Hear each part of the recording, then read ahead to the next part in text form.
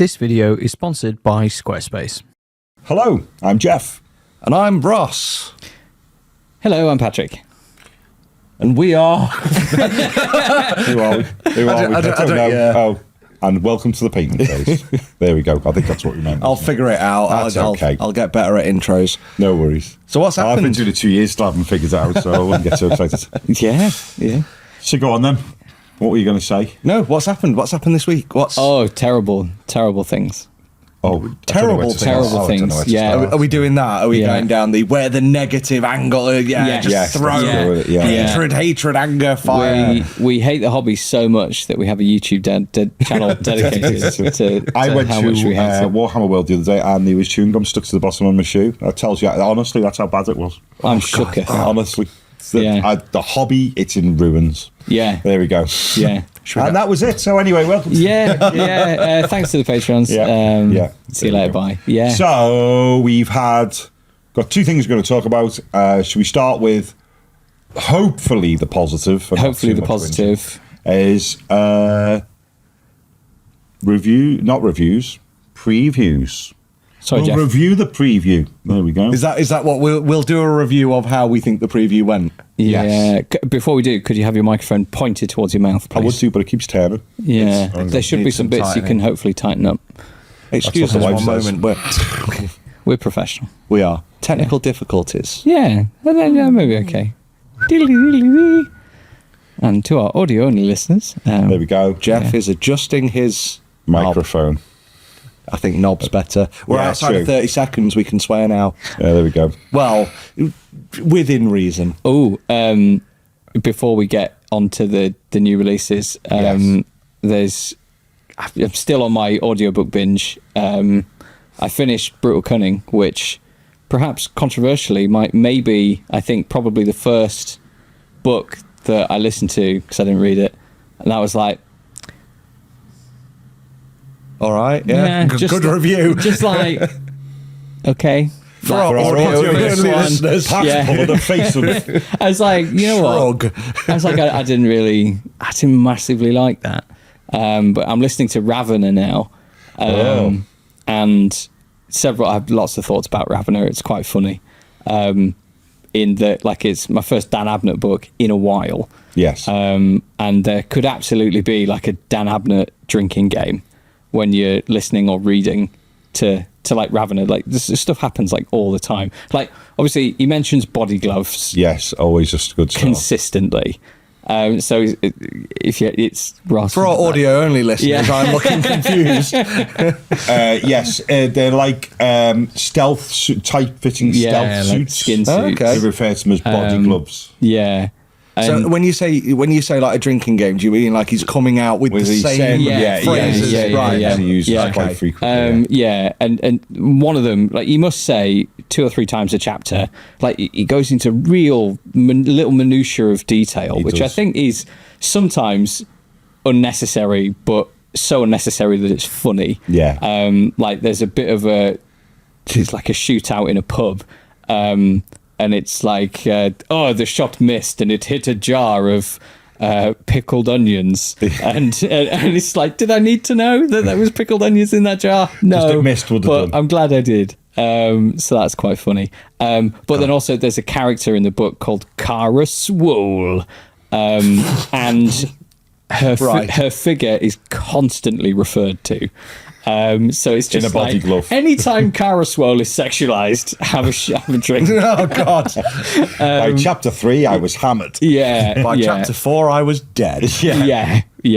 But then there's been it's just, and hearing Toby Longworth say all these things in that very serious voice that he has is really, really fun. Got a great voice. Like, he said the words flange horn, which made me laugh quite a lot.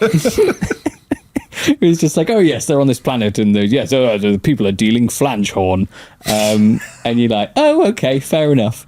And then one character loses a finger, and it's from his perspective. He's like, oh, I like that finger. It was on my list of top 10 fingers.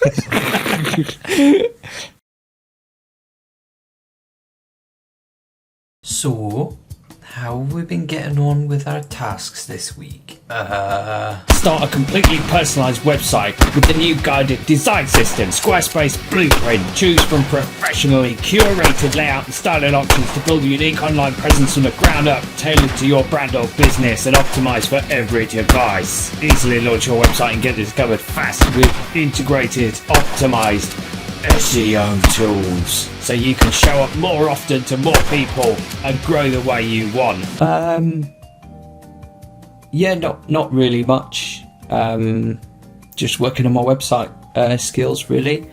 Squarespace is really good. That I think I mentioned before, that you can make checkout seamless for your customers with simple but powerful payment tools. You can accept credit cards, PayPal and Apple Pay, and in eligible countries offer customers the option to buy now and pay later with Afterpay and ClearPay. It's pretty awesome. And you can sell your products and services with an online store. Whether you sell physical goods, digital content or services, Squarespace has the tools you need to start selling online. Oh, that does all seem jolly reasonable. Anywhere where I can get a discount on this sort of thing? Yeah, I mean, you should know by now we've been talking about it for like 4 weeks. Well, yeah, there is, yeah. Head to squarespace.com for a free trial, and when you're ready to launch, go to squarespace.com/thepaintingphase to get 10% off your first purchase of a website or domain. Do you have anger issues, darling? Yeah, quite a lot. Why Susan's voice changed? So anyway, new releases. Yes, so new releases. A bit of an interesting bag, I thought, this week. Yeah, definitely. Well, there was a lot, wasn't there? Like, it was just boom, boom, boom, hammer, more stuff. Yes. It's nearly the box of virtually every game they make, I think. Yeah, I feel like a strong one. Yeah, it was like a strong release, and didn't have any Space Marines. Is that correct? No Space Marines. We have a sister. We have a new sister. Yeah, we do. So yes, we've had to bring props. We've had to bring our to phones remember the amount that of much of stuff. I'll put pictures on the screen. Shall we go to sisters, seeing as we've said? Yeah, it first? we've said sisters. So let's go with that. Yeah, so Boris Johnson. Yes, we'll get to that, but yeah, you're gonna have to show that on screen now with the haircut. But yeah, the Canonus, is that how it's pronounced? I don't play the game. Canoness, got it. Canoness. Canonus. That'll get. You should have just left that. The amount of comments you'd have got flaming. Yeah. So the new Canoness. Is that the word for just two canoes? Yes. So what's the plural for canoes? Canonus. Let's take our canonuses down to the sea. Well, you pluralise. It's a plural. You I'd have gone the other way. I'd have gone more like, oh, hang on a minute, I've just sat on my Canonus. Right, so the not worse than a flamed Canonus. Oh, there's not. Not even a cream for it. It's the worst of it. Yeah. So, like, dislike, what do you think? Yes, I have reservations. I'm still, as I whinged on for the last 2 years, not the biggest fan of half a foot precariously stood on some bit of scenery when you've got a jump pack on. Yes, yeah. I'm not the biggest fan of that, but looks to have a multitude of different options, which I like. Yeah. I especially like that I'm going to go with calling it a power maul, has got a fleur-de-lis in it. Yeah. So not only do you get slapped around the head with it, but you can always remember who slapped you around the head with it, which I thought was quite cool. Yeah, that's pretty cool. Hooded head, a head with a respirator system, looks really cool. Yeah. And then a bear head, which I really like the sculpting of, but sadly, I know it's meant to be a blonde bob, but obviously the wind of the moving around with a jump pack makes her look like a female Boris Johnson. Does. And that should never be said to any woman. No. You remind me of a female Boris Johnson. It like that sculpt is very. I don't know. On the bar. Do you think he inspired the sculpt? Like, this is why. I suppose it's for best or worse. This is why I don't like the Games Workshop don't mention who the sculptors are anymore, because at an event I'd love to have that conversation and say, did you do that? And I'd imagine the sculptor would go, no, I wanted to go for this, and the windswept, and then the painter just decided, oh, that looks like Boris Johnson. That's got to be an in-joke. Yeah. It's like going, because it was obviously very easily could have give the Canoness a black bob, which is one of the more standard colours you normally see Sisters Battle with anyway. Went, do you know what? She looks a bit like Boris Johnson. Let's give me the blondest hair I can possibly mention. That's it. I like the chainswords. I don't know if when they get to that size are they called eviscerators, maybe. I like the way it's got an extra handle on it because of the weight, which I quite like it. I think it's quite cool because generally Space Marine ones, when they have them, they don't need the handle because they're obviously strong enough to hold it differently. No, I don't. I'm not a fan of the flamer. I'm never a fan of. I just don't like painting flamers. I like flamers. I'm never the world's biggest fan of hand flamers. Yeah. I always think to me that it should look like a big sturdy rifle length sort of weapon. But I feel like that one. There might be like some Space Marines around a campfire or something, and it'd be like, oh, where's it? Just that's what that one is. What Space Marines use to finish a creme brulee. Yeah, yeah. If it was me, I mean, it's probably you get that that meme, don't you? Brother, get the flavor, the heavy flavor. Yeah. I wonder if there's another one round with them, just a creme brulee going, get the flavor. The pistol flavor. The hand flavor. The hand flavor. Yeah, or like the backside of that is like, brother, get the flavor, the heavy flavor, and then there's someone with a hand flavor going. It's all right. But I think I think it's nice miniature. It looks like it's got a nice array of options. Yeah, agreed. I do wish there was. It doesn't look like there is. I wish there was another hand weapon option, just like a pistol or something. There may be, and it's just in neither of these sculpts. But I think for me, if I was going to paint that, I'd probably want to go with the maul because it's cool. Yeah. And the chainsword in the other hand. That's probably not legal in a game, but I don't care. I want to paint them and make them look the coolest, and those are the two best options. I do wonder whether she might come with a part. I would do wonder whether she might also come with a bolt pistol. Yeah. And they've just not shown it. Yeah. But so. And that's part of a larger new Battle Force box, isn't it? Yes, so, which comes with the Codex and all the other Army bits. of Faith, it would seem it's called. That's it. Nice variety in there. Yeah, it comes with a whole range of jump pack sisters. In fact, virtually. Oh no, sorry, I scrolled down. No, there's very limited amount of variety in there. Adeptus Sororitas, but Battle Force is. There's a lot of flying stands and a tank. A lot of flying tanks and the whatever it's called, the organ tank. Yeah. But I'm much more of a fan of the combat patrol further down the page as a selection. People are complaining about that combat patrol the least out of the new ones. So that goes to complaining the least. That gets both thumbs up. That's like a golf worthy round of applause. Like that. Yeah, that's what we do now. But okay. So that. The army, the Battle Force box, everything's flying, and then something isn't. But other than that, it's okay, fine. That tank should be able to fly. It should be able to. It looks extraordinarily maybe they aerodynamic. Can carry it like this. They've got cherubs 20? On it. They've got cherubs. Maybe they should be able to just carry it. Use sorted. The cover of the book, I'm sure I've seen that before. I don't think that's new. It's quite nice. I like a lit silhouette or partially lit silhouette. Yeah, that's cool. Yeah, and then you've got the combat patrol. Looks pretty decent. You've got flagellants in there and standard sort of looking squad, and then they're ones that carry swords and sword and shields, which look cool. Can't remember the name of them. All good, but I think that's it though. That's the positive, isn't it? Can't whinge, so yay. All right, on to some other stuff. But on the whole, Sister stuff's good. I'm a bit biased because I really like Sister's army anyway. I always think they're a nice looking army. So, I do. It's one of them where it's like, because they're mostly bare head. I don't want to paint that many faces. But they generally come with enough to helmet them all. Put helmets on, can't you? You can helmet the majority. I mean, you can helmet them all, but I don't like the helmets, I guess. Yeah. Like they're just meh. And a lot of them have got very large hairdos. Well, not large, but a lot of them have got like very wide hairdos that I'm like, they're just sweating them helmets. Like it'd be. I always wonder whether they should do sisters like my wife. My wife generally, like probably a lot of you. How does your wife do sisters? No, I was going to say, it's like, don't stop. It's my wife. I don't know about people out there in the audience who've got a lady partner. Constantly spends her life with one of them elastic bobbles round her wrist. Oh, right. I wonder they should do the Sisters of Battle with all one of them round their wrist if they haven't got a helmet. They've got the rosary. Will that not work? They're too busy incinerating heretic filth to worry about. Let me tie this back before I put my helmet on. What? Yeah, no, that's not. That's no. Right then, so what we got next? What we going with, Ross? John Should we, Stellars. should we jump to the top? The ones that I like but others don't.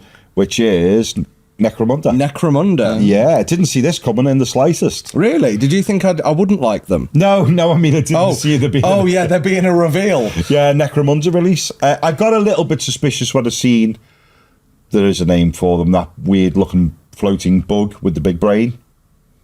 They've been in the hobby for a while, on and off mentioned. Although they seem to be generally, when they've been mentioned before in the game, as being creatures that can, like, through mind control, take over an entire planet. Yeah. So the idea that they look like they've been a bit scaled back. But I quite like the idea of a game in a box. I've always been quite keen on it. I think miniatures-wise, it's quite interesting. I like the lore of the idea of it being a Genestealer cult uprising that's been bombed into oblivion before it even starts, and then it's what's managed to survive down there. I think is quite interesting. And finally bringing the Spires back into Necromunda, because they've been absent from it for a very, very long time. Yeah, the Hunter models are... I'm looking at them now, sorry. I should be looking at the screen, but yeah, the Van Saar Hunter models. Yeah, they I think they're fantastic sculpts. They look kind of Eldari scale, if that's a good way to put it. But yeah, like the actual... I prefer that style of, like, modern high-tech armour kind of thing. Do you know what I like about these Van Saars, and I mean it as a positive, not negative, is they're so unique in their style in a lot of areas. They almost look like not 40k miniatures. Yeah. They almost look like they could belong to a completely different game, especially with these this very Japanese cyberpunk thing of helmets with multiple lenses going on and all that. Yeah, they're really cool. They're really nice. I do have a lot of time for them. They look really cool. There's one there I think's meant to be a medic with a large hypodermic on an arm coming over his back. Loads of lenses again. Looks really good. Yeah, so I like the Van Saars in the kit. I think really good, and I think the new Genestealers are nice as well. The next one down, which with their weird, they've been mutated by whatever's going on, is really cool. Yeah, as I was saying before the show, I actually prefer those sculpts to the ones, well, we didn't get any in Indomitus, did we? But the ones we've had since Indomitus, they're my favourite Genestealer sculpts. I think that level of... They've got some extra there that we didn't really get with the last Genestealers, and I was kind of looking forward to Genestealers. You know, when we went from... So you mean Genestealers from the new from the latest Tyranids upgrades? Yeah. Like so it's like when we went from Indomitus, you know, from we went Leviathan. No, Indomitus. When we went from old squat Space Marines, the Firstborn, to Primaris, they kind of got a bit of a HD upgrade. Yeah. Whereas the new ones they were the same model, just a little bit better. Yeah. Whereas these have actually got that extra that I was hoping for with the new sculpts. Then I like the way they've painted them as well to make them look like they are almost like zombie sort of Genestealer. They very much, I think, they look like the Necromunda gang, like the Ganger box that you can get, just like the odds and sods one. Yeah, well, they are. Just like, I'm a human with a pistol and a knife. Yeah. So, but what's good about these new, these like, I'm going to roughly call them Genestealer cult, is that, as I was saying this to Ross before we came on air, is the fact that it's nice, the idea that you can have people in your Genestealer cult army that don't have to look like industrial workers. That you can actually have an ordinary person off the street has become, and I quite like that. I like the idea that it can, if you buy them, if they hopefully release them separately with these heads, they'll be able to have add a little bit more flavour to a standard Genestealer cult army. I think that's a positive. How much, bets on the table, how much do we think this will cost? What, the box? Yeah. For the set. So bearing in mind, the Darktide board game is £65. And there's not a lot in it. And that's like a book, tokens, and you get your miniatures and a board. I'm thinking, so this includes 1, 2, 3, 4, 5, 6 little walls, and then your board. And it's a softback book. That's our price. Cost saving in action. There was a time I'd be able to predict this quite accurately, because I used to do all the price breakdowns on Firehammer.com. So I used to the last one was this much and blah blah. But again, that's been outsourced now. I'm gonna say I would like to hope 120, but I'd be wrong. Do you think it'll be more? Oh yeah, I think it will be. Do you think I'm miles off? No, I think funnily enough, without sounding like I'm just riding on your coattails, I was going to say 120. But then there is a couple of things near, is that a little while ago I bought 2 of them weird looking Van Sars who are in like their big suits, which have got like the tentacles, like biological looking tentacles, but are actually metal. And I think that these two spires look like they're going to be quite big miniatures by the looks of it. And I think they'll probably go on sale at probably £45 a box, which will include 2 of them. And maybe that little weird thing as well. Yeah, they're almost like double the height. It's like a gargoyle-y thing, isn't it? Yeah, it's a bit unusual, isn't it? I'm sure if we read it, we're not going to do that. Like, no, I read it and was none the wiser as to what it was. I read it and I was still not. It was called To Horus Spire Hunters and a Carotid Prime. See, I'm still not the wiser what a Carotid Prime is. No. Is that meant to be that grey thing? I assume it is. God knows. Because then it says and 8 Vansar Tech Hunters, so I'm assuming that's that.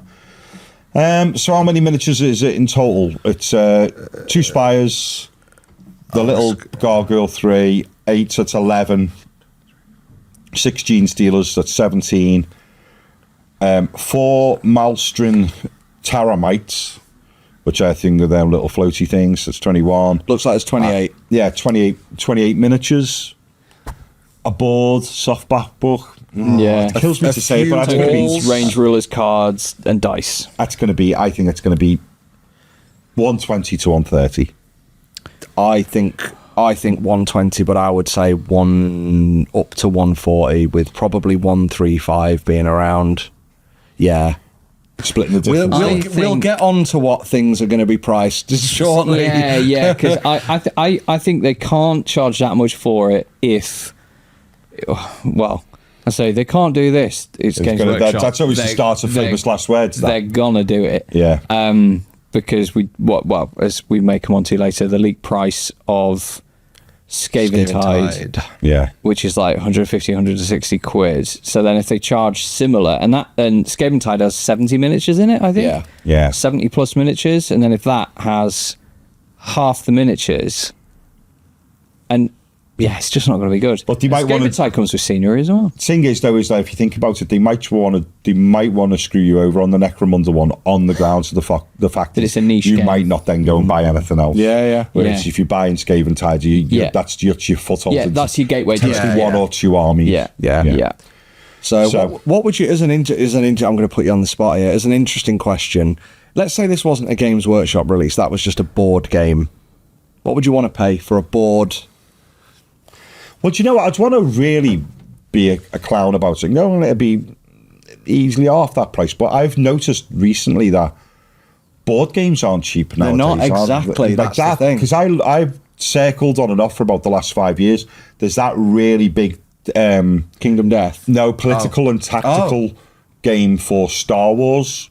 It comes in a monstrous box. So it's the idea of it's the politics and the war and all the rest of it. It's one of them ones that looks like it takes 3.5 years of your life to play one game. You're one of them. Dedicated night every week. Yeah, and I think that runs at about a ton. Yeah. So, and you don't get the quality. And it's all cardboard. It's mostly cardboard. Not saying I can't remember exactly, but it's either cardboard tokens or just small pieces of plastic. So realistically, with that, you'd want to go, 70, 80 quid. But then Hero Quest is knocking on the door of a ton now. I think it is 100. Yeah, so I bought the 2nd edition of Zombicide. Yeah. And there's boatloads of miniatures in that. That's 100 quid. You can get it for about 85 at like the discounted places. Our friends at Element. Yeah, Element do it. I think it's Zatu Games who do it the cheapest because they're specifically games. Yeah, I don't know why. Yeah, but you could argue that the miniatures in that aren't as good a quality. They're not multi-part miniatures. They're like PVC plastic. I'd definitely argue that. Like that's the thing. Like Warhammer miniatures are still the best, second to none. Yeah, and also as well as that, for those that don't want to just play it as its own game in a box, the Vansars and probably the Spires will very, very soon will have Necromunda rules for taking it into your normal game of Necromunda. So they're double hatting, aren't they? Yeah. Yeah. But that's the approach, isn't it? It's normally release the box, several months later, a few months later, not several, they'll release the individual factions, won't they? So, and then there'll be a book, or the rules will just get posted out somewhere. So as much as I say, 120 quid, that's disgusting, it's far too much money. If you roll that against current big board games, it's not a million miles away, and also it potentially can populate another game you're already playing. Yeah, I think say like with Zombicide and those kind of games that are designed to be board games, they're coloured plastic. Yeah. So you could get away without painting them. Yeah. Whereas the Necromunda game in a box will absolutely be on a sprue, and you need your clippers and your paints. But to be fair to Games Workshop, with things like with things like Blackstone, they put them in them, and they did the same with Curse City. They colour the plastic, so if you were from the board gaming world and you never wanted to lift a paintbrush, you could get away with going good guys, bad guys. They don't do that so much anymore, or at least because I enjoyed that. I think, again, going back to Indomitus, they did, I think the Space Marines were on blue sprues and the Death Guard were on like green sprues. Oh, you mean going back to Dark Imperium? It was that dark? Yes, it was. It was Dark Imperium, wasn't it? And then Indomitus, and I can't remember, I think Indomitus onwards, they've just been grey. Well, I think my copy of Dark Imperium, which might have been with it being a later one, my sprues were all just grey in that. Yeah, mine. Yeah. Oh, in Dark Imperium. Yeah. Oh, really? Oh, okay. And I know a lot of the coloured sprues made there when they filtered that down to that magazine. Yeah, they did. They were mostly greens, the colour. Greens and blues. Mostly, mostly. And this is the thing. It's like, it is good when they do that.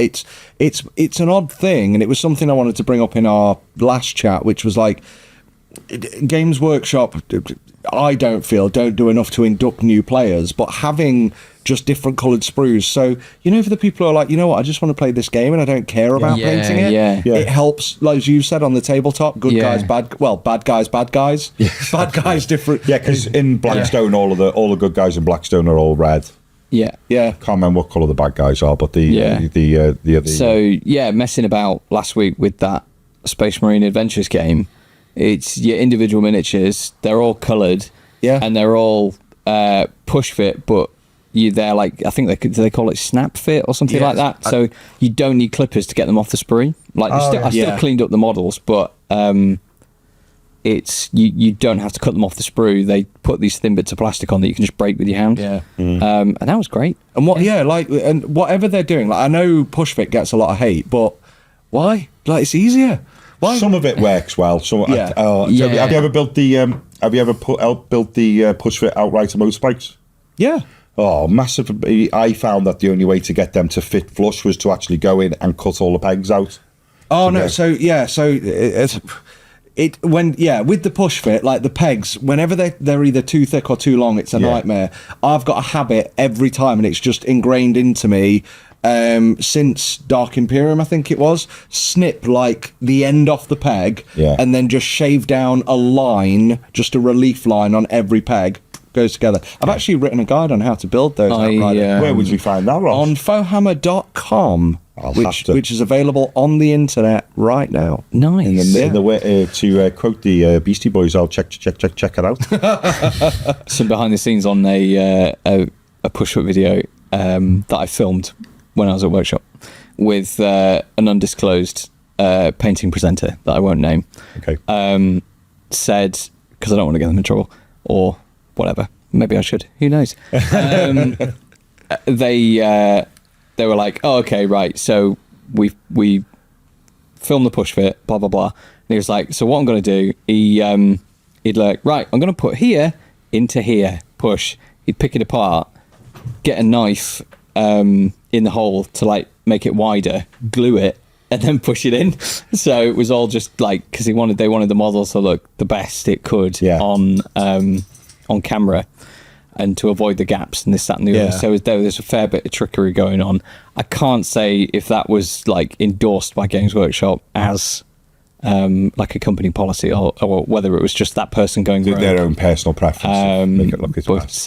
But yeah, it was a bit disingenuous, one might say. Yeah, it can be that. I mean, some of that's in filming though. Like, you know, you want it to look approachable. Yeah. So you do that. But I know exactly what you're saying. Yeah. You want it to look approachable, but at the same time, you want it to look good as an end result. But we're in a modelling hobby. You've got to tweak and tinker. That's part of the building process. Yeah, I think as someone that's been in it for longer, if you're new to the modelling hobby, then you're like, oh, I bought this, but it doesn't work, so I have to cut it off and do this, and this. Yeah. And you're like, sod that. Yeah. I sort of get, I think, you know, when the coloured for parts for being good guys, bad guys from a box set, I think they should, as push fits, be as good as they can manage, because you're potentially selling that to non-hobbyists. True, agreed. If it's push fit, like the Indomitus box, and the bikes are a bit iffy to get together, you sell that to someone who's probably either a pre-existing hobbyist or is planning on becoming a hobbyist. So chopping it down a little bit to get it together doesn't bother me quite so much. You're complaining about the bikes as though you haven't built the Necrons in that box. Like they were the. I haven't built the Necrons in that box. So I'm sorry. Yeah, if you struggle with the bikes, do not touch the Necrons in that box. They're so flimsy. They are. They? There's one. I'm sure it's one of the destroyers where you kind of, and the guide is kind of like put it in this way. So you kind of put a neck collarbone through something, and then 180 it when it's in there, and then push it together. Or you've got these arms, these flimsy thin arms that go into a gun like that. So it's just a like peg. I'm trying to show like no arm. Yeah, and the hands on goes the gun into weapon. That's just Ross using his strong hand. It is, yeah. But then you put both of those arms into the back, here. You push them in. Then bear in mind there's a weapon here. You've then got to put a chest in this gap and push that onto. What? Like, I'm sorry, but I love them. They're fantastic sculpts. They're some of the best we can achieve with push fit. That is not an approachable beginner product. No. Do you know my favourite thing in the Indomitus box was just looking bizarre was the chaplain. We came with the set of legs and then the middle of his torso. Oh, yeah. And then just a long stalk with a head on it. Yeah. Don't get me wrong, when it was put together, it was actually a genius bit of casting and design. Yeah. But when you talk about his legs and the stalk, I love some of the things. I think it's like in some of the Death Guard sculpts where it's like a head all the way down like a foot. to a leg or a foot, and there's so much missing, and it looks so stupid, but obviously that's when you put it together, it works really well, and the sort of overlap and plate thing is quite cool. There was a fun, not really behind the scenes, but in the magazine, because they were basically a breakdown of the Dark Imperium set early on. They gave you like some models, I think it was Poxwalkers, and like one sliver of that Death Guard model. Yeah. And it said in a really small note in the book, please keep hold of this for a future magazine. People didn't. And then when the future magazine came out like 3 months later, they were like, why haven't I got this? And it's like, well, you should have kept it. And there were so many people complaining. Do you know, you didn't tell me. Yes. On the Death Guard reset the clock. Yeah, on the Death Guard Facebook page. There'll always be someone new gets into it, and because now you buy them Poxwalkers in a box. Oh, of course. And they come with a half a Marine. Yeah. And people go, why have I got this? And then it'll just be that Idris Elba image from Pacific Rim of him going, reset the clock. And it's now, and the thing is, it's now actually like a post in that Facebook page. It's the Death Guard Facebook group is actually very good. But there's like a permanent post in there going, go there and you'll find out. But, because the other half of it is on like a box of, is like on a hero sprint. Yeah, it is, yeah. But it's a bit like... I still need to paint them. I built, they're like the models. I love my Death Guard, and those are the models that I've built, and I'm like, I need to paint them. And I've painted some of them in various ways, and I'm like, what? It doesn't matter. They're Death Guard. They, know, if they're slightly different, it's fine. But yeah, they're still some of my... I don't actually think I have seen models that I've liked more than them since them. I think the Death Guard are fantastic. They're really good. The only problem with them is you paint the rank. It takes a little more longer to paint a rank and file Death Guard plate Marine than it does a Space Marine Captain. Forget so much on Forget the Poxwalkers. I've done 10. I'm sticking at 10. Poxwalkers are great. Poxwalkers really, really love contrast painting. Yeah, that's it. Yeah, it was almost like someone looked at Poxwalkers and went, "Is there a way we can make this easier?" Idea. We'll release inks. Well, funnily enough, when they were reviewing contrast paints at shows. they painted poxwalkers. That was always what they painted. Oh, right. Yeah. Okay. Yeah. They take it well. But before we move on, I do want to say, and I'm pointing over there because it's there off camera. Yeah. It's there, guys, just there. Is the Heroes set. Which way's the vet? Because the swans are sick. Hey, I've started a diet on 3 days ago. I should be looking ripped by now. Your diet's only takes a week. notorious for building honestly, muscle. put me next to Steve Box and you'll be like, Oh, yeah. it's the same photo. Yeah. But the Space Marine Heroes game and all the Space Marine Heroes releases have come. I don't know what they're doing, but they're all push fit. They're all on that. It's like a round sprue. They're good details, the ones we did, and then the connection between the model and the sprue bit that you normally have to trim down is so thin that you can just push them off the sprue. Whatever they're doing with them, that's where they should be going with their push fit models. That approach. They're maybe the they are. Death Guard Heroes box set were really good. Except the one you couldn't get unless you bought the Japanese. There was one that you could only get if you bought the Japanese, the Plaguecaster starter paint set. So I ordered one on eBay. Cost me £48 for that one model, but I wanted it to complete. I was like, no, I'm paying for it to complete that set, and I got a recast. Yeah. That I was like, furious. So they sent you a recast. They sent me a recast. So someone had recast it and done it. It came in like a weird grey cast resin. Yeah. And I was like, I'm going to have a go. Tried to cut it and I literally sliced across my thumb. And I was like, that's karma. No more recasts. Nope, never. I didn't want to support it. I got my money back. So they took the money back off them. Oh, good. Because I reported it. But I was furious because it was listed as the legitimate thing. Yeah. Still angry about that, but now you can get it. So there you go. But anyway, those sprues, I think that's the way they should be going with push fit. Make it happen, Games Workshop. Oh wait, I'll edit to your camera. There you go. Threaten them again. Make it happen, Games Workshop. That's how. We all know that, if anybody in the community says do it, they'll jump. Oh yeah, on it. Yeah. That's the only reason we started this jump. To get to make the things. But can we hope that there's? I think these new models, so Skaventide, new models, I believe they're going to build these sprues in such a way that are not like, there's half on here and half on there, in a way that can then be broken down into smaller sets. Because it is silly, because unless you still can't just go and buy a standard Death Guard captain. No. I know he's a Lord of Contagion, but to break it down to its simplest thing, the most basic miniature as a leader for your army, you just can't go and buy one on a sprue on his own, which is just bad for planning. Yeah. But that's not how they do it anymore, though. No. They do. It's very, I think we saw it from, at least Indomitus, where you've kind of got you've got your leader on an individual sprue, then a secondary leader on an individual sprue, so they can break it down into your sort of good, better, best. Well, they did it very much with the Cruise Hunting Party. Nothing shares a sprue with anything else. Oh, really? Okay, so it's basically a load of sprues in a box. The whatever he's called, but their equivalent of a captain is on a sprue on his own, and then they're all war shaper, and the flesh shaper is on a sprue of his own, and it's just basically the contents of the separate boxes, all just in a big box, which was really cool. But that's good though, isn't it? Because that means earlier, like you say, when you look at, I think it was again Indomitus where you had was it the Necron Royal Guard they called it, and it was like £90 for one sprue, which had, I think, the Cryptek, the tall thing that looked like the Triffid from thingy, and then a few other bits on there, and you're like, £90 for that one sprue. But then because of the magazine, they also, or that might have been the one that they didn't have, or they did have, but on the magazine, one of the issues gave you that sprue. Well, the Genestealer cult, you buy the Patriarch, the Primus, and the Magus are all on a sprue, and it's about £45. Oh, wow. A single piece of plastic. So then, shall we move on? Yeah. Should we jump, because we've talked about it, shall we can mop up at the end, but I think Skaventide. Go on then, let's jump to Skaventide, and we'll come back to the rest of 40. I don't know where it is. You find it and then start talking. Don't do that to me, for the love of God. Pressure.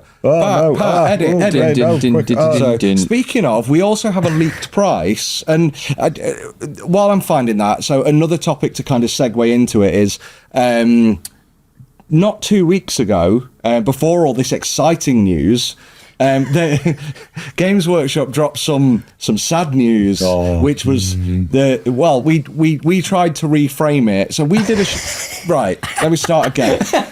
We did a show about. Let me get myself comfortable. There we go. Have you got your hat again? So we filmed a show. Half a show. We filmed half a show before we had our last guest on about Games Workshop's price increase, which I framed as a price reduction because, it's 0.4% below inflation. We filmed that. But we can't show you that video, guys, because why not? Pat? We can show you it. You just can't listen to it. Yeah. I could show you the video, but just people being very animated inside. I just didn't want to plug my mixer in. That's it. I didn't want to do it. I knew it was unplugged, but I was like, nobody needs to listen to this. It's like modern art. Yeah, ranting bearded men in silence. Should do it. You do it in black and white, and then just every so often put up like like the silent films. Just put up a caption: Warhammer ! And we're like slightly a little bit too quick. Yeah. Prices, and then we're all like it's too quick, but it's also missing frames. That'd be great, wouldn't it? Yeah. But so obviously I think that was a smart move. I don't think that was an unintentional move of price rises, everyone's sad. Oh, I hate Warhammer. New stuff. Oh, I love Warhammer. I mean, it's very much the cycle of Games Workshop, isn't it? It's like, oh no, everyone hates Custodes and this is terrible. We hate Games Workshop. Price rises. I hate them even more now. Oh, new AOS looks good. Yeah. And to be fair, new AOS does look good. I think it looks smashing. Yeah, it really does. I'm not the world's biggest fan, full stop, of AOS, and I'm also not the world's biggest fan of Stormcast Eternals because they look a bit like Space Marines in a different setting. I love them. But to be fair, Sigmarines, aren't they? To be fair, there is some really, really lovely stuff in this. Yeah. Lodge Vigilance on Griffstalker. Oh, yes. Yeah. It's ace. I came in, so I walked in and you guys were like, so what do you think of the new box? And I was like, meh. And then I was just kind of it's another box. And when I'd quickly glanced at the overall image of everything in there and I'm like, yeah, it looks like a load of plastic in a box. All the Stormcast look the same. I can't stand Skaven. And then as I sort of went, and then we came through and we're talking like, yeah, Lord Vigilant looks good. Lord Terminus looks good. Lord Veritan looks good. And then I'm just adding more and more and more to it. So, but yeah, I didn't like it at first. Other than this, and this. It's not very good. Other than all the individual things in it that make it. Yeah. It's not great, but no, I love it. I do like that Griff. I've had to bite my lip and admit that. Yeah, some really nice stuff in here. Yeah, I think the models, like the Stormcast models, look similar enough that you're kind of like, oh, Sigmarines, blah blah blah, but they somehow pack a decent whack of character in them, like the Lord Terminus, like with his hands on his upside down axe and stuff. I can't help but feel with that one though, with the height of that axe, like did the sculptor who sculpted it sculpt the model, like, because obviously it's floating in the air in the sculpting program, did he sculpt it and then sculpt the axe that it's on and go, oh, that's too tall?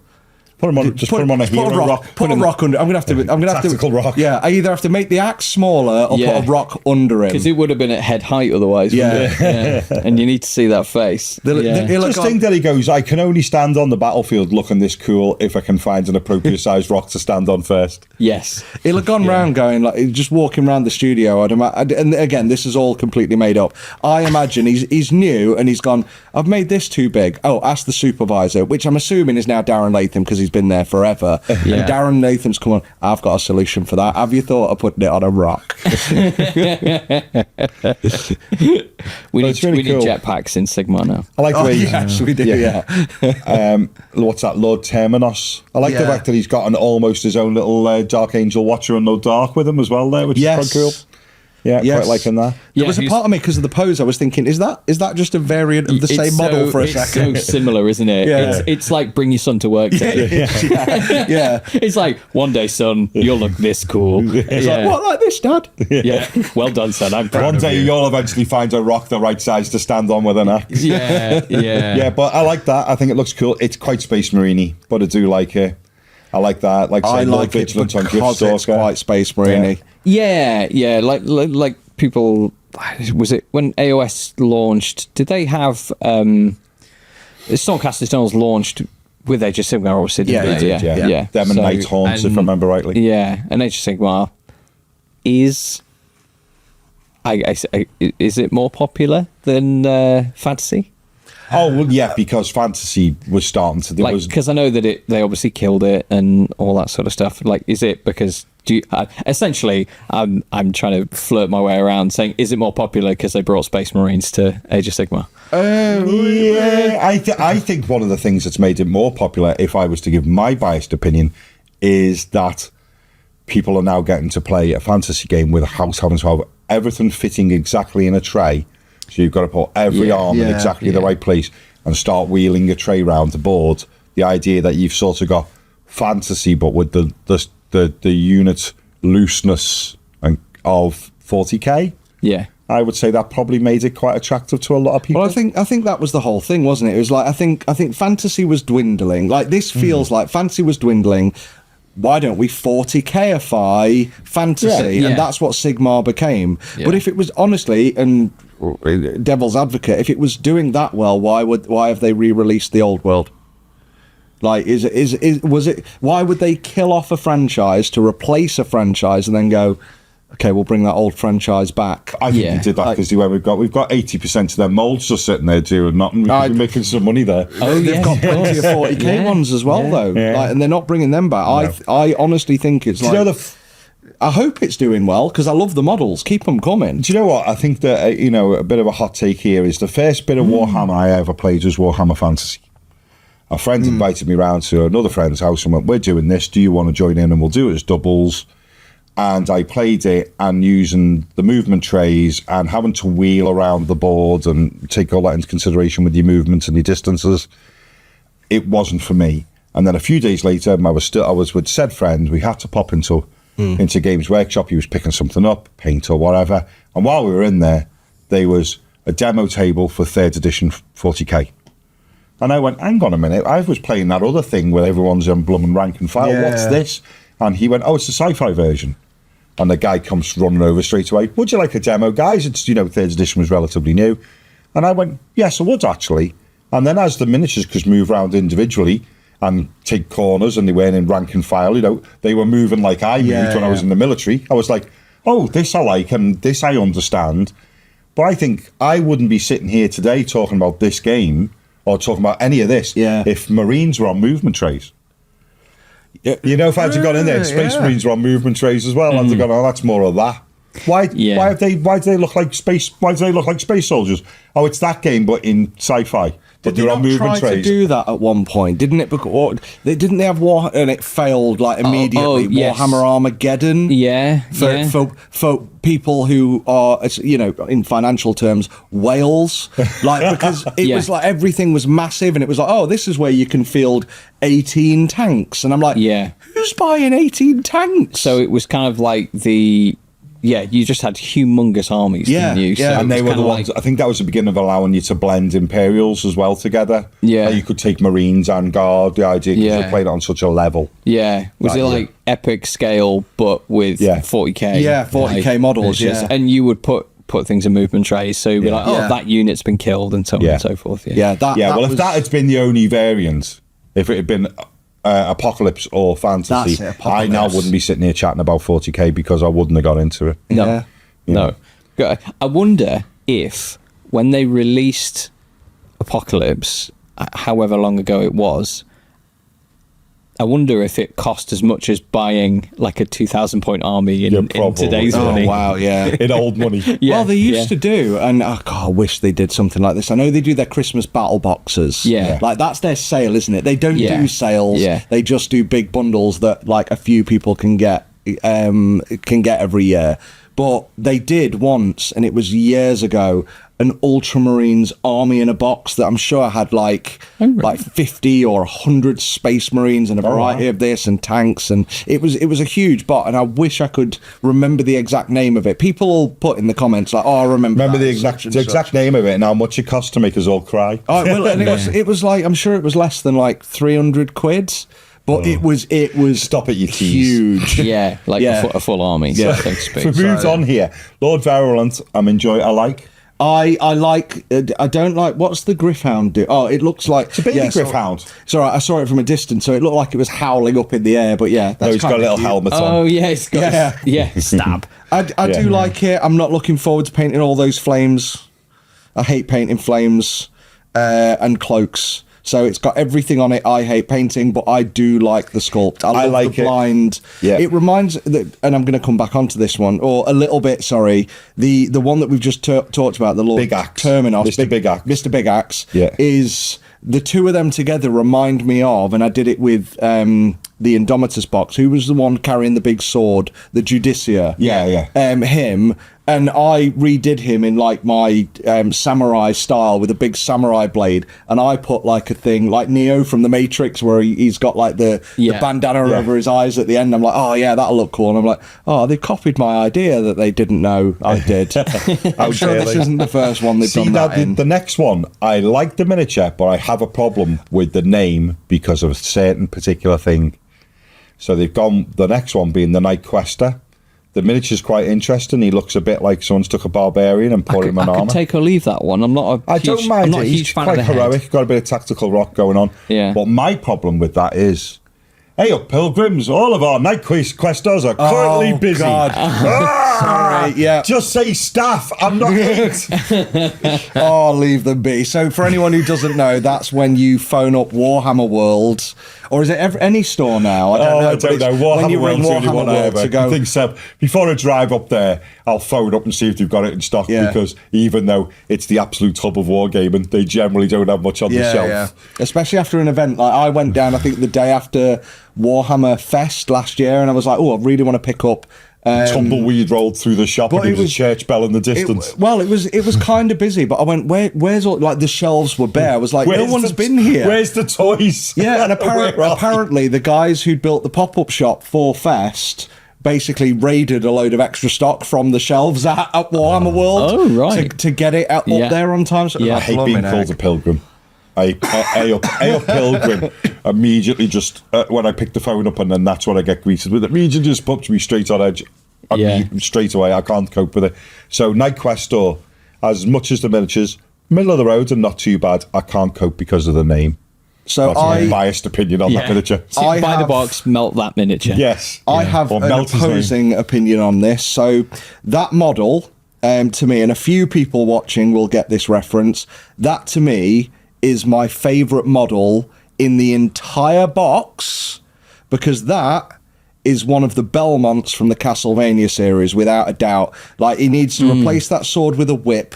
And again, you might not get the reference, but it's a long-running video Netflix. game series. Yeah, it's on Netflix. The animation on Netflix. The anime's really good on Netflix. And yeah, that to me, like, that is one step away from being Alucard, who's Dracula's son, in the series as well, which is... Yeah, I cannot wait. I want multiples of them. So I'm hoping that, and I've always liked the Night Questers that they've released. Every one of them have been some of my favourite models they've ever done.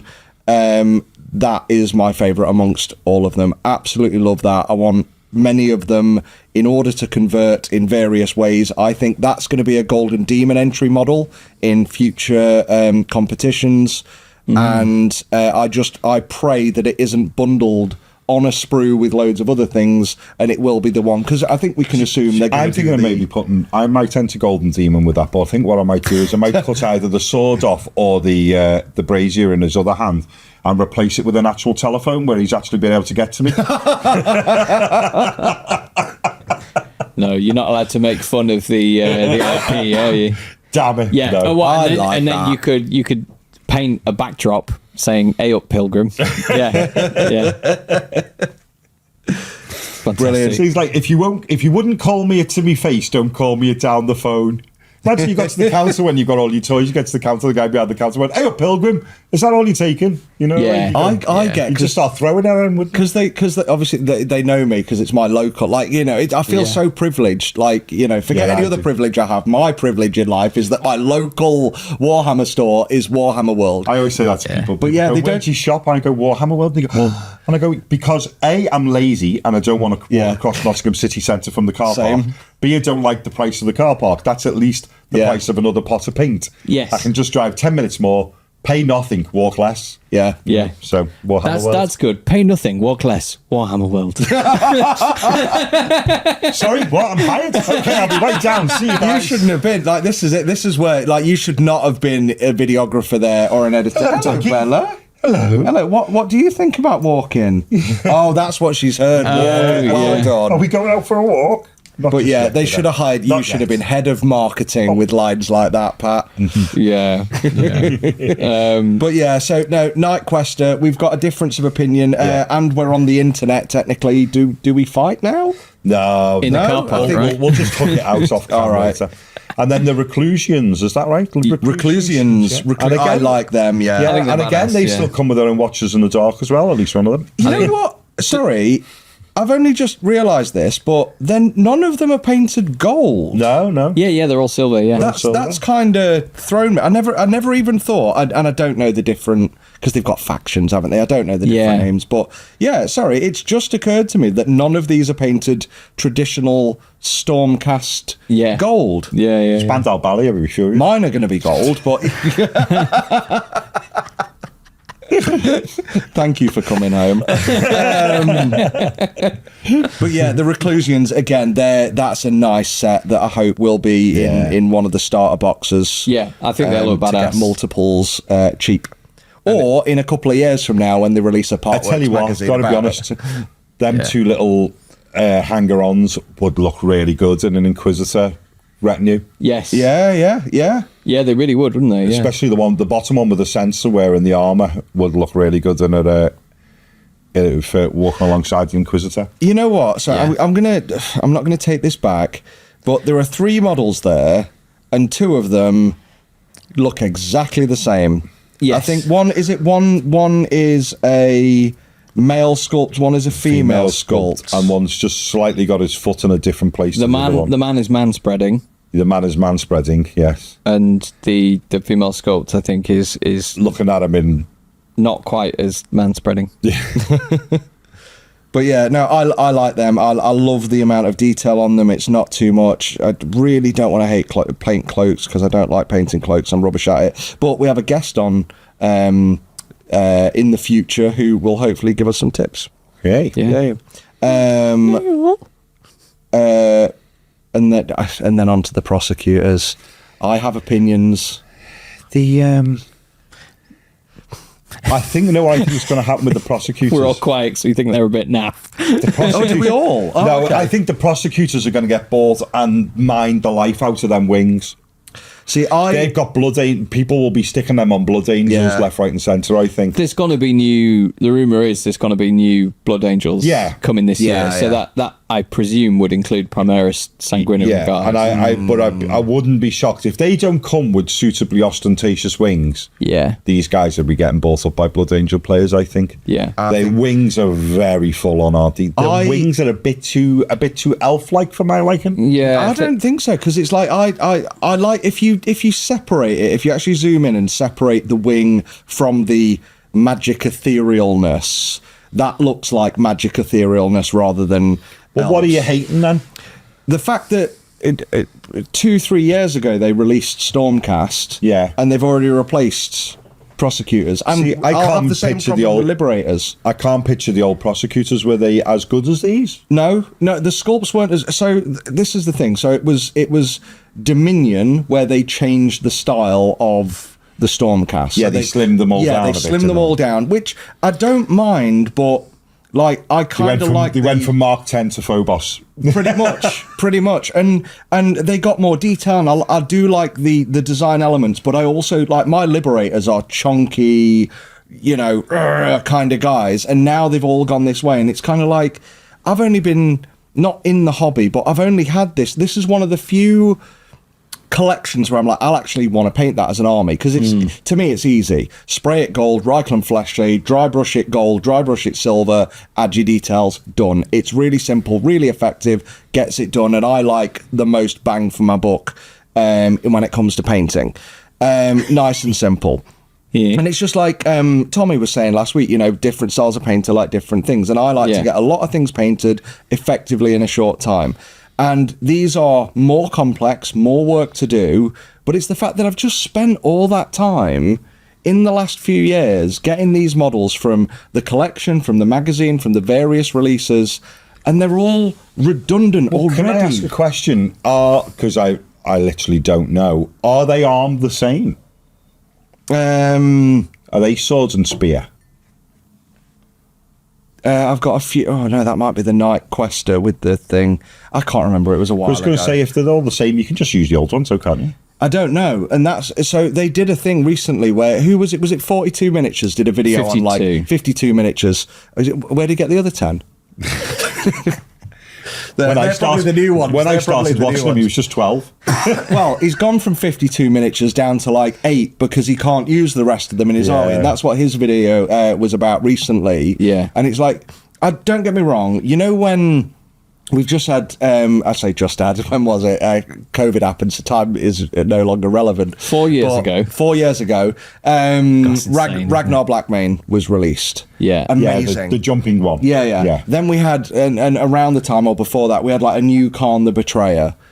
Which unfortunately now looks very generic next to all the rest of them, but that didn't age. That aged poorly. But then we've had all these re-releases of models, Sanguinius, and we've had all these amazing re-releases of models we remember from 30 years ago. Yeah, Mephiston. Yeah, incredible. Fabius Bile. Yeah. All those things. These are 4 or 5 years old, might be 8, can't remember. Again, COVID. How long ago was it when Age of Sigmar came out? Age of Sigmar is but it's still 7 years old. Yeah, so it's not 20 years old. No, it's not. No. So all the people who've been collecting these Stormcasts since Age of Sigmar and are enjoying it. Yeah. 2015. At the very least. So 9 years. Oh wow. So but at the very least are like I'm sad. I'm not excited to paint the new models because I'm sad about the redundancy of my old models, and they may not be redundant in the game, but all that effort I've put in is now wasted in comparison to these new incredible ones, which I'm gonna buy. I'm gonna buy them. I'm complaining and I'm whinging. I'm gonna buy these and I'm gonna paint them again, but I'm not happy about it. Well, if I buy this box myself, you can have the there you go. The prosecutors. The really, really annoying thing is the fact that my first Space Marines that came in 3rd edition in Mark 8 armor, you can still play them. You can probably still play these. They've still got actually a data sheet. Yeah. I kind of want to have a look. You guys talk amongst yourselves about the Liberators. I'm just going to say now, Liberators, please just rewind and listen to everything I said about the prosecutors. Yeah. But I'm going to find or as Liberators, I like to call it, hammer time. Yeah. Well, I think my final opinion on the prosecutors. I think having viewing on a phone. This is the first time I've seen the prosecutors. I think like the you've got the wing and then you've got like the blue sort of magic bit coming off the side. Yeah. I'm not a fan of the magical bits. I would have preferred just straight up wing. Just straight up wing. And it looks like it's all one piece. So I can't imagine them able to do that. Yeah, Liberators. Rank and file with a hammer. Yeah, the poses are nice enough. Poses nice enough, yeah, they look okay. The head on the female one with the hair blowing in the wind looks quite cool, like that. Yeah, they're decent, aren't they? They're rank and file. There's not much. Oh, a nice one there with a nice beard, but not much more to say on them than that. But they look okay. They look okay. I got to be honest. I like the reduced chunk.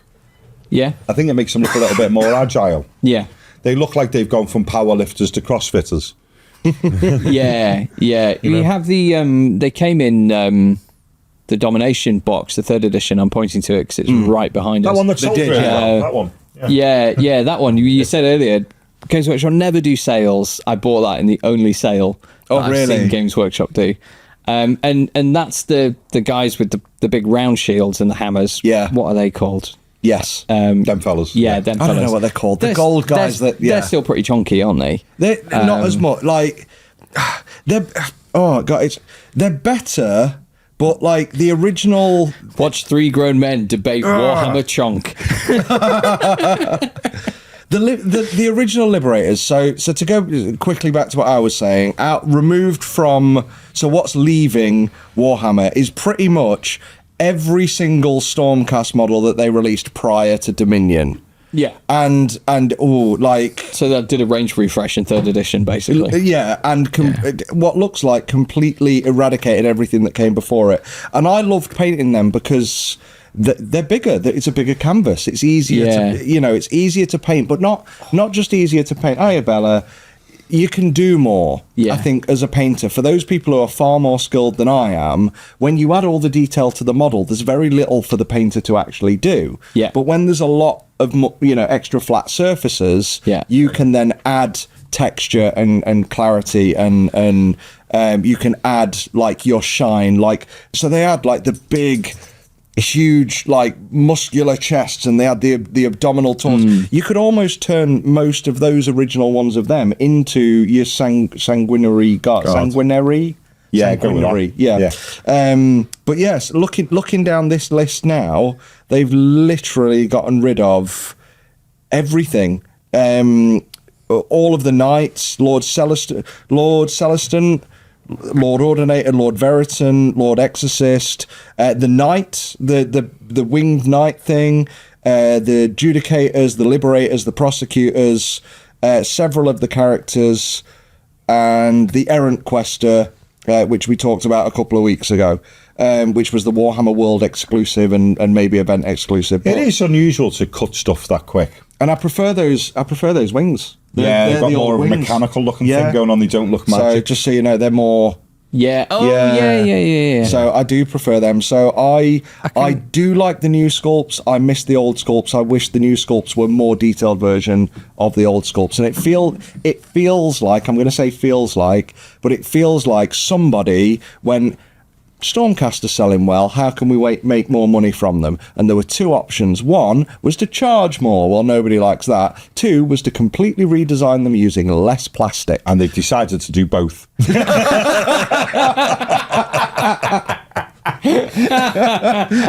Or as I like to call it, they've croup carnivored them. Yeah. But yeah, charge more money, less in a box. Yeah, they just served us with the shocker with that one, didn't they? Yeah. But that's me. That's my thoughts on that. Sorry to rant. As many people watching, you'll see now I'm getting more comfortable letting my opinions know. No, that's what on the show. We're all here to do, my man. But I'm sure there are people watching who share my sentiments. I'm sure there's plenty of them. Yeah, to be massively. fair. Yeah. I like it's. I own the Dominion box. I used the wings from Yndrasta to put on a dreadnought for the Space Duck army that I painted that went to charity, and that's all I've done with it. To be honest, it's just been they're nice sculpts. Yeah. So then the Skaven. The first thing that actually struck me straight away with the Skaven was because I am a thoughtful person. As immediately I thought, I hope Tommy Sewell likes these, because he's got a Skaven army, hasn't he? Yes. Yeah. I'm thinking, I hope he likes these, and then will we hopefully maybe, come on Tommy, I know you want to be more of a musician this year, but paint some of these, because I think that Claw Lord on Gnoll Beast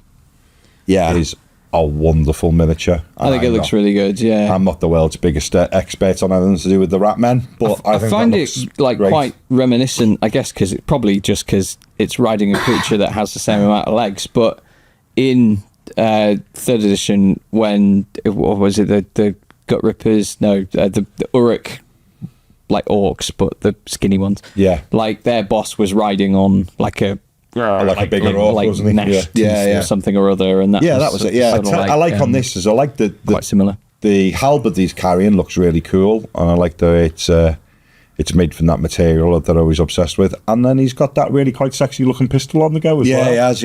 Yeah, with its. I think there's not a part of this model I can look at and go, don't like that. Yeah, like the armor that he's got is really cool. Yeah, and I want to say, sorry, I'm going to start this whole Skaven thing. I'm not a fan of Skaven.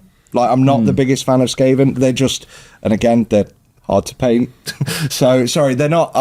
Not necessarily hard. There's so much to them. There is a lot of detail. They're a lengthy paint job. I can't wait to see what people like Marco Frazzoni do with these models, because I think if we remember back to Dominion, which well, that's another point, isn't it? Like, what were they called? The Orc Warclans or something like that. Yeah, the Hobgrot something. Do you know, I'm about 30 seconds away from getting that box down because it's... No, the Hobgrot Slitters were like the little dudes that just had knives. But stuff. they were a different type of orc. Yeah, I think, GW trying to do like, let's reinvent the orc. And I don't think they were well received. Everyone likes their Warhammer orcs to be your chunky hardcore. So they're Orc Warclans. Yeah, that's it, Orc Warclans. Whereas now I'm looking at these and I'm like, even though I don't necessarily have an affinity with Skaven, love this. Love that model.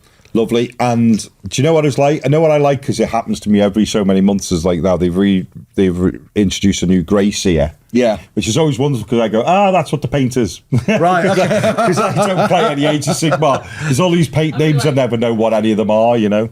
And, sorry, this camera's moved. Quicker. But, so I always they always bring out new Age of Sigmar models where I go, that's what the paint's named after. I always make the same joke where I say like, they named that model after the paint. Yeah. That's really nice of them. But it's nice, that grey seer miniature. Yeah, it's all right. It looks amazing. It looks like it's going to be small and a paint easily breakable. And I tell you what as well, though, a really lovely base that it's sitting on a submerged bell with all of the rats running out of it. Oh yeah, I've just noticed that. Really So cool. it's actually looks like to have. Is that features they've added, or do you think? No, I say that that'll be on the miniature because if it's the promo shot, they generally don't add anything to the other tufts. That would be interesting to see. In fact, looking back through, I'm wondering how much of. Go on, you keep talking. Yeah, no worries. I'm so trying to see how many are on sculpted bases. Yeah, I like that. The Warlock Engineer, quite straightforward, but again, still quite a nice miniature. I like it. It's got some character, hasn't it? He's got a rat sitting on his shoulder, which is quite cool. I keep admittedly, I'm not overly familiar with Skaven. No, me neither. At all. No. And the like that engineer, I'm sort of like, apart from it obviously being a rat, I'm sort of like, because the dwarves are kind of techie and and that sort of stuff, aren't they? So I keep like, it's a rat. Yeah. But you know what I like about that miniature is it's the sort of miniature you could easily do a head swap. Yeah. It's quite human shaped. I'm sure somewhere if you turn the miniature around, there's going to be a tail on it that you could have to get rid of. I'd love to see Skaven in 40k. Well, one of my favourite things is that people take Skaven heads, don't they, and they stick them on the they stick them on Genestealer Cult. Oh, I thought you were going to say on Space Wolves to replace those god awful wolf helmets. But go on. No. What are you on about? I think they're great. People turn Genestealer Cult into Skaven. Oh, that would make sense. And they call them Cheese Stealer Cult. Yeah, which is brilliant. You call them what? Cheese Stealer Cult. Fantastic. Brilliant, isn't it? Well, people it's like a full-on thing. People just really go for it as an army. Yeah. And it really works. There's really got to be somebody out there, like in this day and age, and I'm not going to go self-promote. And if you know me and what I do and myself, then by all means. But I'm not going to. There's got to be somebody out there. Somewhat on YouTube, but. Like I want to make the point without trying to be like overly self-promotional, but there's got to be somebody out there who's done like a sci-fi Ratmen army, and I bet there is probably somebody I've worked with, but I forgot. Sorry, Mantic have a space Ratman army. Oh, have they? Yeah. Oh, okay. I didn't realise. Yeah, I've been into because they're around the corner. They're called something like the Vermin. Oh, right. Like slightly split. Sort of. I might have a nosy at that because that sounds good. Like, because I know there are factions out there of lizard men in space, men in space. But I didn't know there were any like Ratman. Yeah, they've got yeah. Oh, that'd be cool. Yeah. So, all right, moving on. Go on. Okay, the rattling warp blaster. Now there's a model. Which is all kinds of just insanely awesome. It's a miniature that already screams Golden Demon, doesn't it? Yeah. Because it's got so much going on. I love the fact it's got them low-level Skaven pushing it along, who all bless them, they all look like they're in rags and they're having the best time of their life. Yeah. But it's really cool. See, I'm looking at this and I'm like, right, is that the golden angle? Is there a rat on the other side of it? There's it looks like you can two on the other side. Two on the other side as well. Yeah, you can just about see one through the wheel peeking out and then through the wheel behind it. Yeah, really cool. I like the mask on the. Should we go with Gunner /pilot? I like the mask on him. Looks really cool. I really all the wish warp energy being pushed. it makes me think like because Skaventide, the PC game, was it PC? It might be on consoles. Was it Vermintide? Vermintide, sorry. yeah. What did I say? Skaventide, which is the name of this box. Same thing. I mean, very similar, Vermintide. Yeah. Like this would have right. This is the thing, and this is where GW's whatever design thing is really like lax. This would have been the perfect box to release 18 months ago when Vermintide was at its peak, and also it wasn't Dominion. Go on. Looks good though. Great miniature. Really does. And I don't know about. I might be the stick in the wood for this one. I'm looking at it and I'm sort of like, oh really? What is it you're not liking? Like all of it. Like potentially. Like I don't know if I can put my finger on it. Like I think I'm like looking at all of the Skaven. I think my favourite are just the guys with like swords and shields. Oh yeah, the rank and file. I think like the rank and file look really good. Or the rat and file. And the chap like on the on Narbeast. Yeah, I think he looks really cool. I'm looking at it. I'm like, oh, is it like? It's very busy. That a bit much? Yeah, it's very busy, but I am leaning into it. I do like it. But like I'm excited to see what others do with it now that it's going to exist. Yeah. Because I think there's ways you can go to build that into a diorama. I think there's ways you can go to just. It's almost a diorama slightly. in its own right. It is, yeah. And I'm always I was always got a lovely affinity with anything that's diorama-esque. But that's I like it. Yeah. Sorry, Pat, you're wrong. Yeah, no, that's absolutely fine. Right, rat ogres. I'm happy to admit when I'm wrong. Rat ogres, I'm liking them. I think they're quite cool. I think they've got conversions for all kinds of big beasties. Yeah. Both Warhammer and 40k written all over them. Remind me of, was it Radukar from the... from the Curse City. Curse City box, yeah. Well, no, the later version. The later version of him, yeah. Yeah. Yeah, I like that. I think they look really cool. They look chunky, which is cool. Oh, I almost don't want to say it. Go on. Convert, because there's 3 of them. Yeah. Conversion idea. Somebody out there has got to do this. There's got to be a conversion idea of 3 rat ogres and 3 rattling warp blasters or something similar. Biker Mice from Mars conversion. Someone's got to do that. Ooh, I remember. That's the good shout. So yeah. And now that I've said it, it was my idea, and you've got to thank the painting phase for the inspiration. Cool. It's probably I bet somebody's already done it. Somebody will have the idea. Yeah. Looks good though. Yeah, I like definitely. them. They're pretty decent. Yeah. I can't think of any much more to say about them, but they look good. I like the warp block Jezebels on the next one. Jezebels. I'm always Jezels, maybe Jezels. Don't know. Jezebels. I like them because I'm always keen on a sniper miniature. They look really cool. I like their little mate holding the shields up for them to lean on, or acting as a spotter. Well, I would say acting as a spotter. I like the chap at the front that's got a knife. Yeah. So it's just cool. If you come and try and kill me, I'll stab you. Yeah. They're cool. They're really, really cool. Because they used to on the old ones, if I remember rightly, on the old versions of them, he was leaning on his mate's shoulder.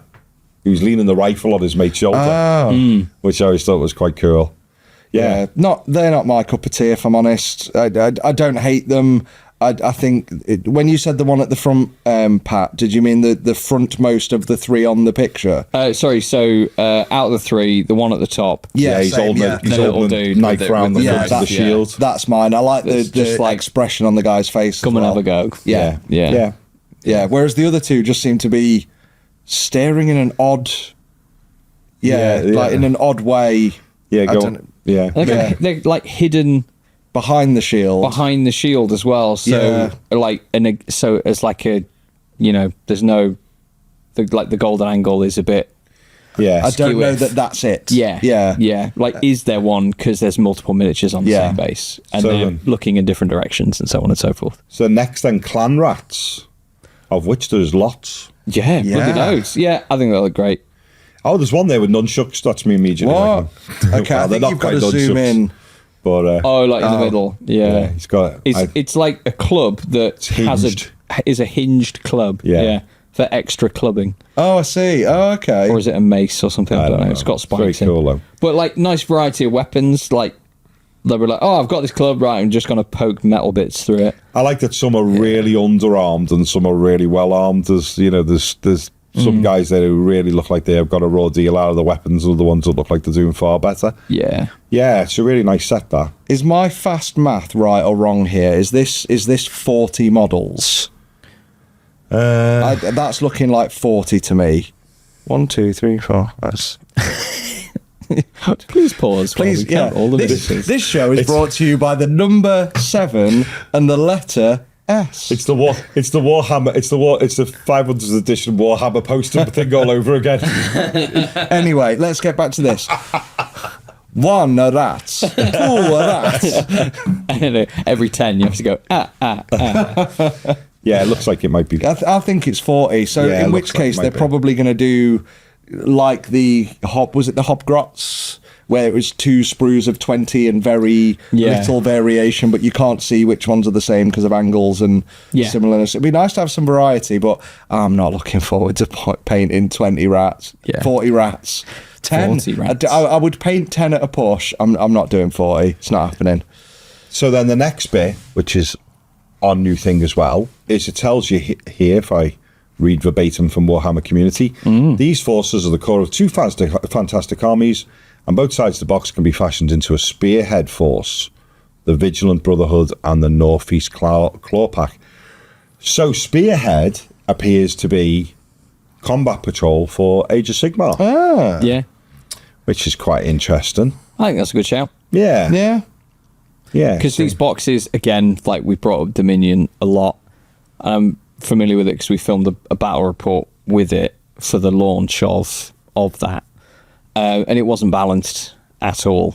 You had to take, it was like 2 balanced forces, but you had to take Yndrasta out of it. Oh. But then the Uruk side of it wasn't a legal army because you didn't have enough like battle line units or something like that. Yeah.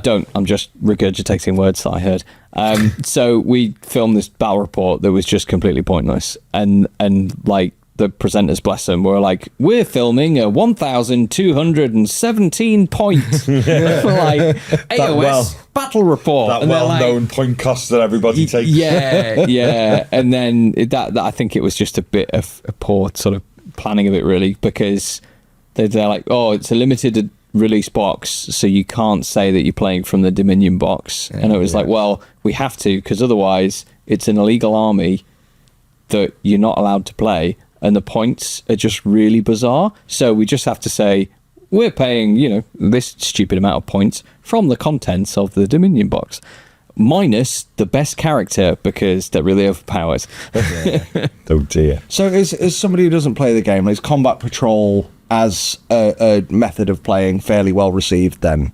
It seems to be. I think the idea that people quite like the idea that you just buy, like Kill Team, you should be able to, you just buy a box and you're ready to roll out. So it's that more, box. it makes, it gives you that. And it's hey, really easy accessible. for me at the moment when I'm teaching my boys to play, is the fact that I go, we don't have to start getting the calculator out or using an app and just going, what you've got in the box is yours, what you've got in the box is yours, and off you go. So in terms of how addicted you can be to drugs, plastic crack, you got your Kill Team, which is, I don't know, like occasionally at parties. Only when I've been drinking or in social situations. And then Combat Patrol is sort of like, oh, I'm enjoying this, maybe a slightly bigger army, you spend 100 quid, you get a Combat Patrol, and then you might go, oh, I really like that, I want to expand my force, and then they've got you. Right, okay. And then eventually you're playing 40k Apocalypse, and that's a cardboard sign outside the Starbucks. So what's the I don't know if you just mentioned that because my brain went silent for a minute. So what's what's the one? Is it boarding actions? Boarding actions. So you also have boarding actions, and were they limited release, those boxes? They've done a new board. I think there's some new boarding actions still coming out. Yeah.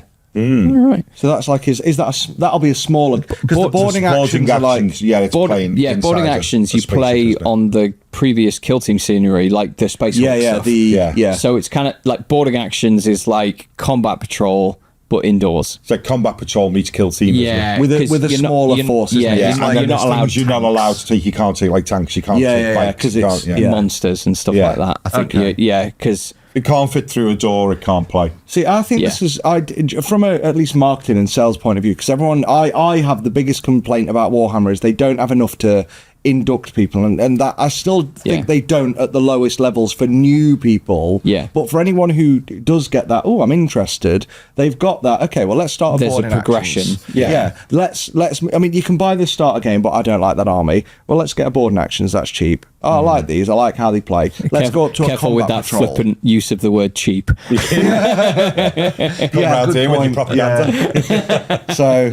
Sorry, I forgot about that. Yeah, I'm a YouTuber, right? I'm obviously rich. Yeah, So, I mean, like we dripping all in are. cash. Oh, Yeah. my God. Yeah, I've, by the way, I parked my Lamborghini next to yours, if that's all right. Yeah, that's fine. Brilliant. Yeah, that's fine. Taking up 2 spaces, as you do. We have to. The Lamborghini that I drive would be the version that you see like on a Facebook video where somebody made a Lamborghini out of like bits of wood and paper mache, and they were like, look, it looks the same, but then you look inside and I'm peddling it.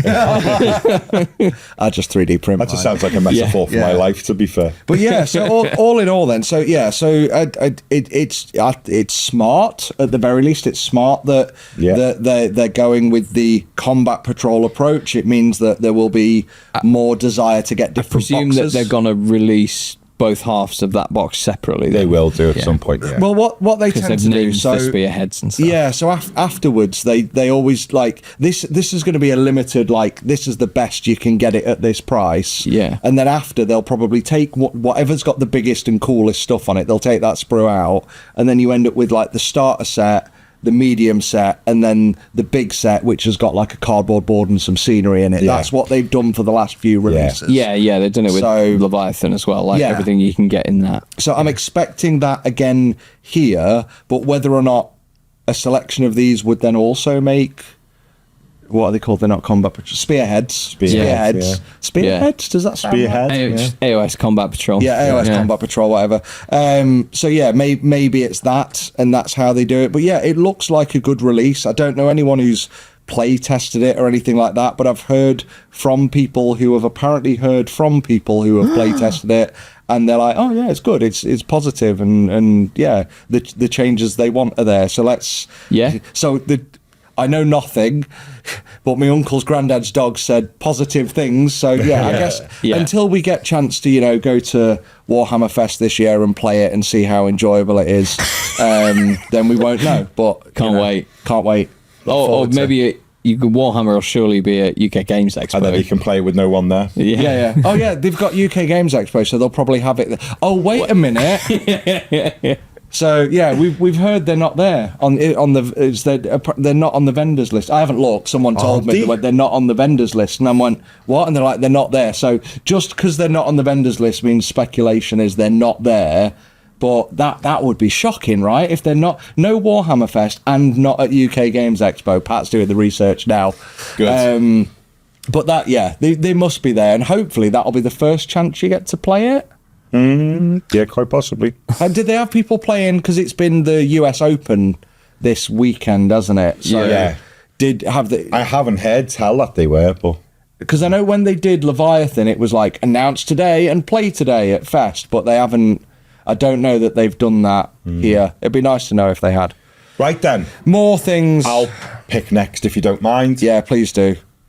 Horus Heresy and Mechanicum. Mechanicum. Where we starting? Yeah, big Yeah. fan. I think it's all awesome. The only thing I could probably take or leave is a tank. I really like the tank. I think it Sorry, takes... you said Mechanicum and I heard Titanicus. No. Yeah, go on. Yeah, so Yeah. seems to be a nice selection of tanks, men, or as near as damn it men, and lots of different kick-ass, cyborg, Yeah. automator, robots. There's some great stuff in here. There really is. I think the rank and file look really, really good. The what are they called? Auto Reductor Shock Troops. And I think they look really, really cool. Just making sure my screen's the same as yours. Yeah, they look great. I really like them. I like the way their heads a lot of the heads mirror those of some of the bigger cyborg robots. They look really cool. I like the poses. The I like the way they almost like zombie like. Yeah, some of the feet are turned in a little bit. Yeah, they very much have that sort of like, you were kind of human at some stage and you're generally struggling with Do you know this. what these do? They make me realise how much I don't like 40k servitors. Yeah? What, you prefer them? I think these have got that slightly lumbering, like you say, feet turned in, gun strapped to them. I like these more because I think services have a habit of looking a little bit heroic. I quite like that. Actually, The idea of them just dragging themselves along with a gun strapped to them, feels much more in my grim dark wheel park, I'm afraid.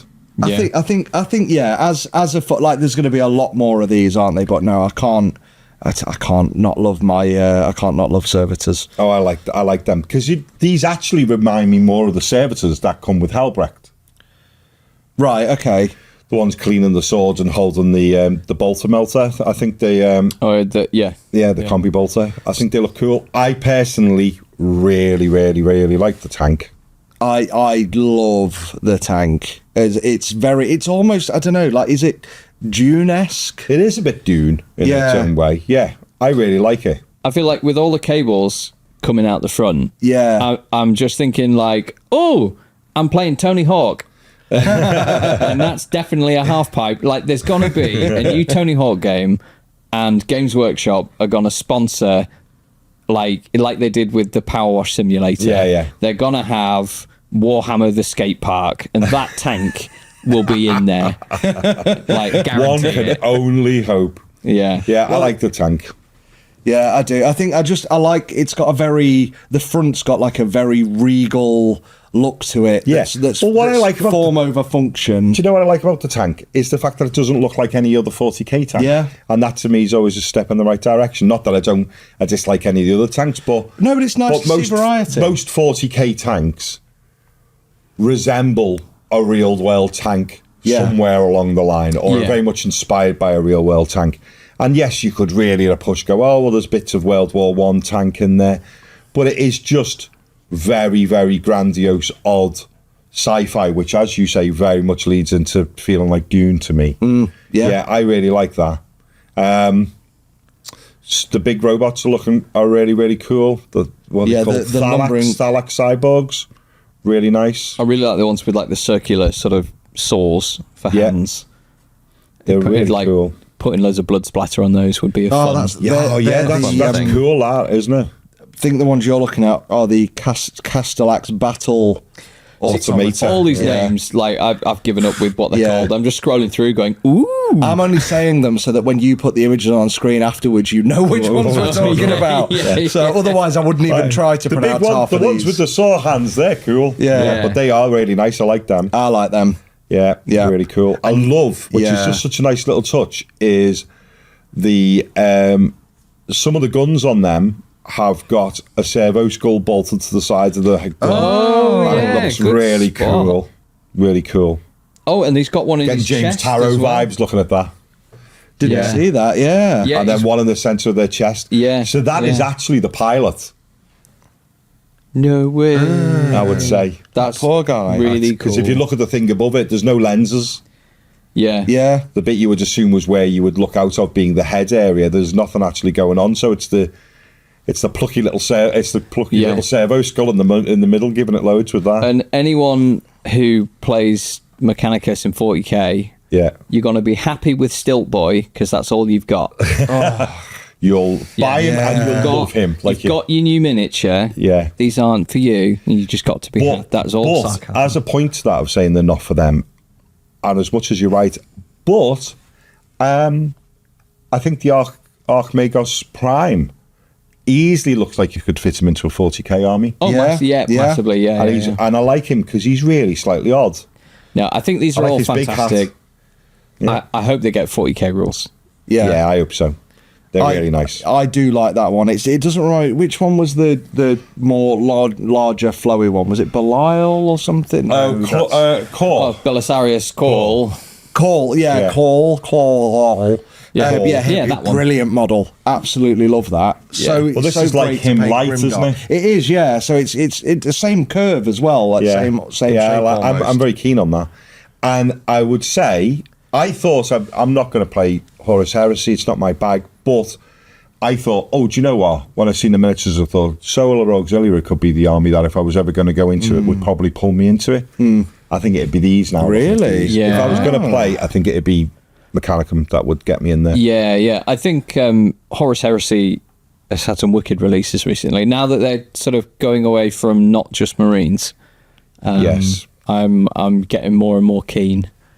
And some of the Marine releases, like like chaps in charge and this, that, and the other. Some of the models are really cool. Yeah. Yeah. Talking of wicked releases, can I go to not a wicked release? You missed him. Your favourite one. Oh, I did. What's You did. it called? I had no idea. So the big robot Yeah, in it's lovely. Heresy. Oh yes.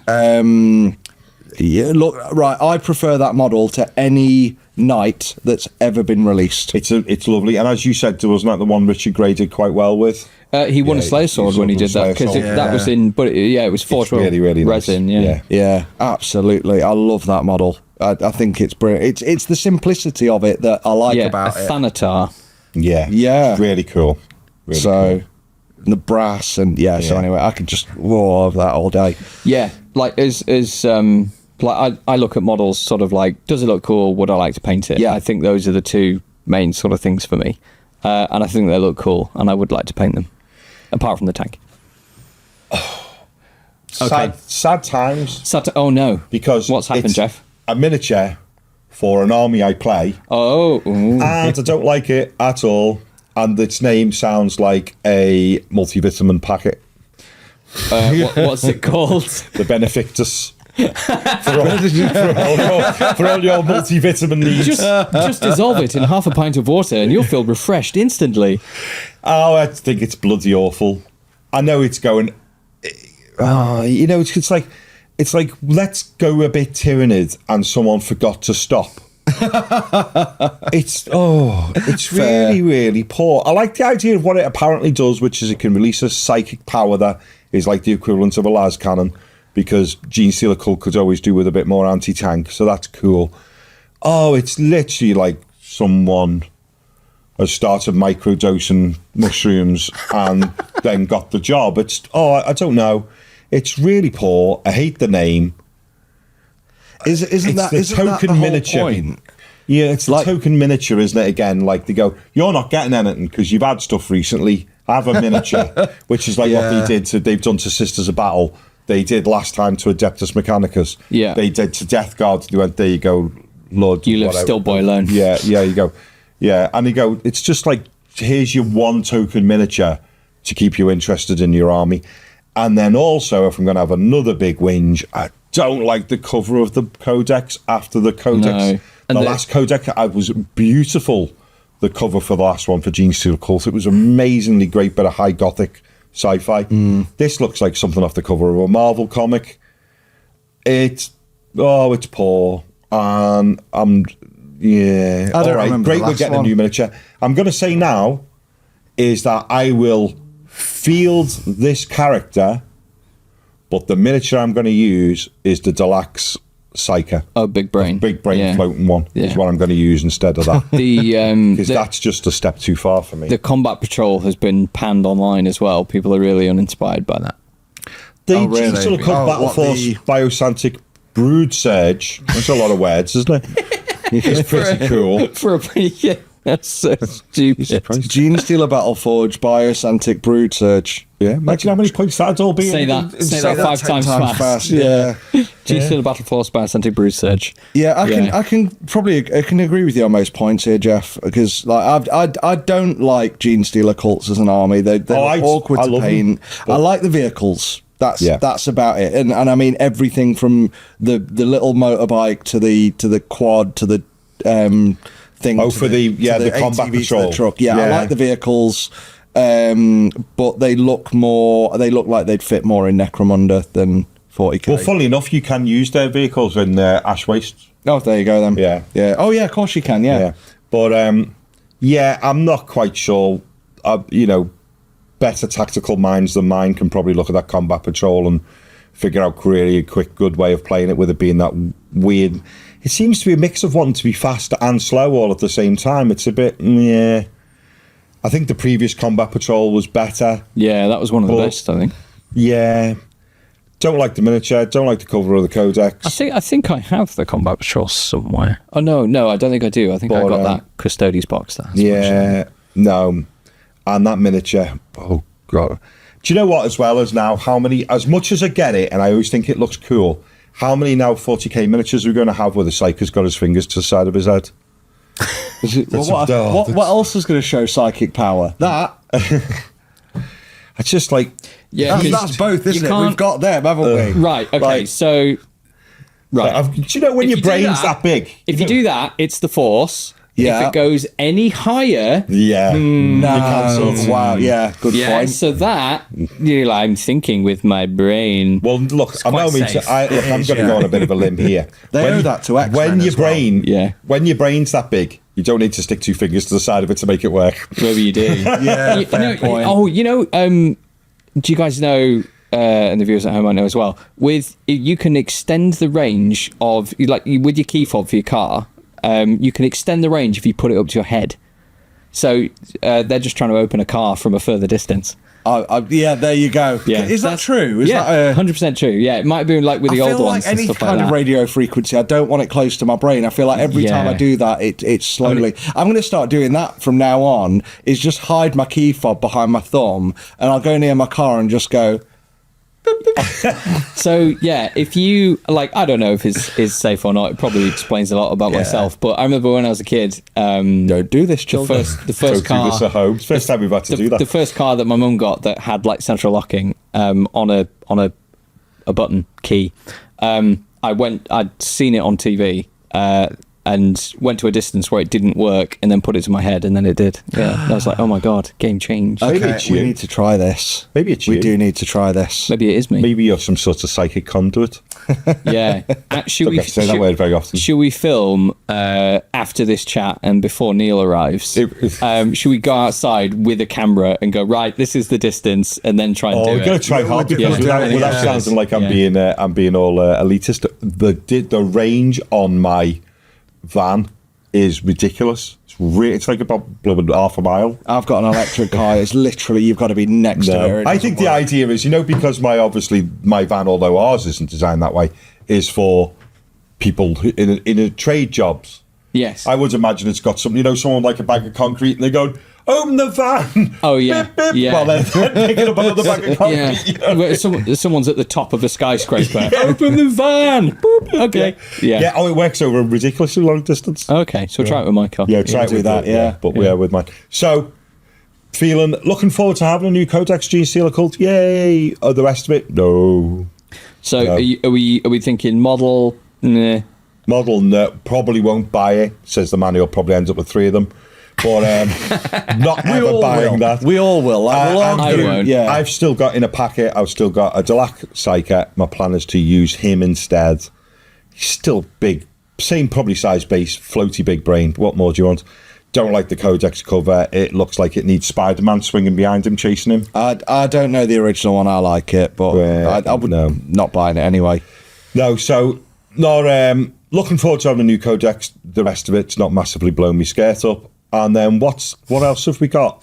Tanks for... Yeah. Oh, I forgot about them. Tanks for Legion Imperialis. Micro machines, yeah. Micro machines. Oh, did you ever play the video game Micro Machines? Great. Wait, hang on. On the Mega Drive. Yeah, the one where you're going across dinner Top tables. Down, on pool tables and dinner tables. Yeah. One of the best games ever made. It was so hard and terrible. Yeah. It was wonderful. So it seems there's a new book for Legions Imperialis, which is the devastation of Talon.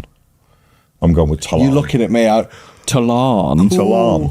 I say it. Is this Talon. when you say a new book? Is this a rule book or a story book? Speaking of Yes. we can that's the we best can answer. bookend your opener. So my progress after the original show I was on, where I asked for recommendations, a lot of people recommended Gaunt's Ghosts. Yes. And I have actually made progress. I have listened to the sample on Audible. Well done. Nice. What's the link to the sample? Really boring. Every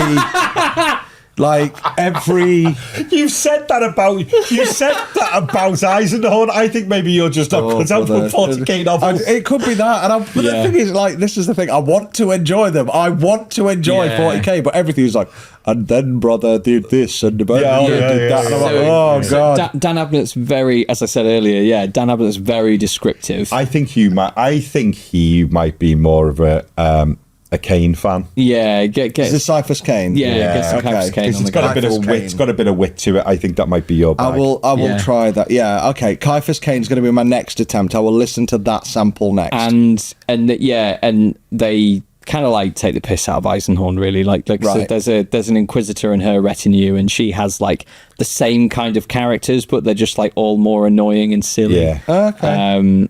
And Jurgen is amazing. Yeah, his smelly sidekick. The Inquisitor's like aid. Right. He's got this So yeah, Valhallan Caiaphas Kane's aide. aid. Yeah, Right. He's this sweaty Valhallan who's always got some new interesting Yeah. skin rash. See, my And a introduction. porn addiction. Okay. my introduction to the books was I more. think I served with him at one point in time.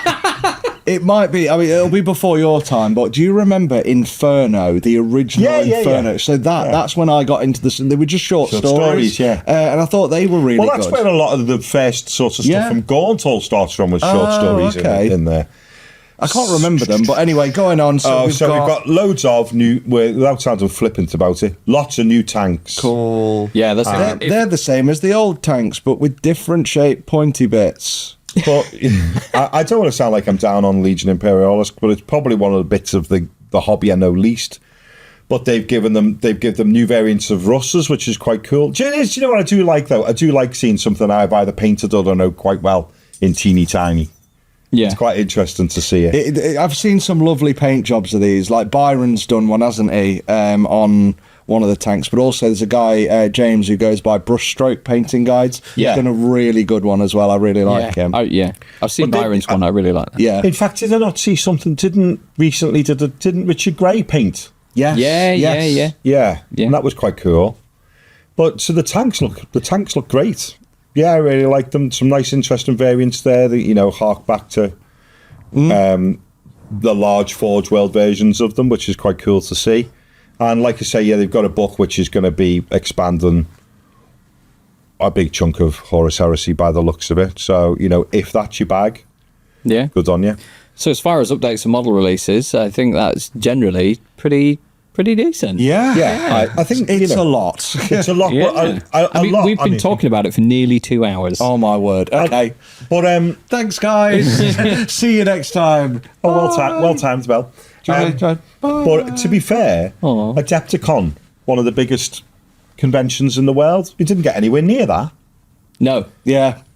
For us general public, he didn't. But I know Yeah. some people behind closed doors see more than the rest of us. But not that I'm jealous in the slightest. Are we, Bell? We don't care, do we? No, No, Bella doesn't care. Bella doesn't care in the slightest. Yeah. But yeah, Just like a honey so we badger. still didn't get round to, shall we, very, very quickly. Price increases. Seems a bit soon to me for a new price increase since the last one. Yeah, my views on this are all Bella's bad. so angry she's now gone over there and attacked a duck in dispute at the price increase. Not a real duck. It's this duck. Yeah. I'll give you 0.4%. Yeah. So Games Workshop announced that they're giving everyone up to 0.4% price reduction on their plastic I going thought you'd into say the that new with a year. straight face. Yeah. I'm trying to find the positive in it. Like nobody likes a price rise. Where's your duck?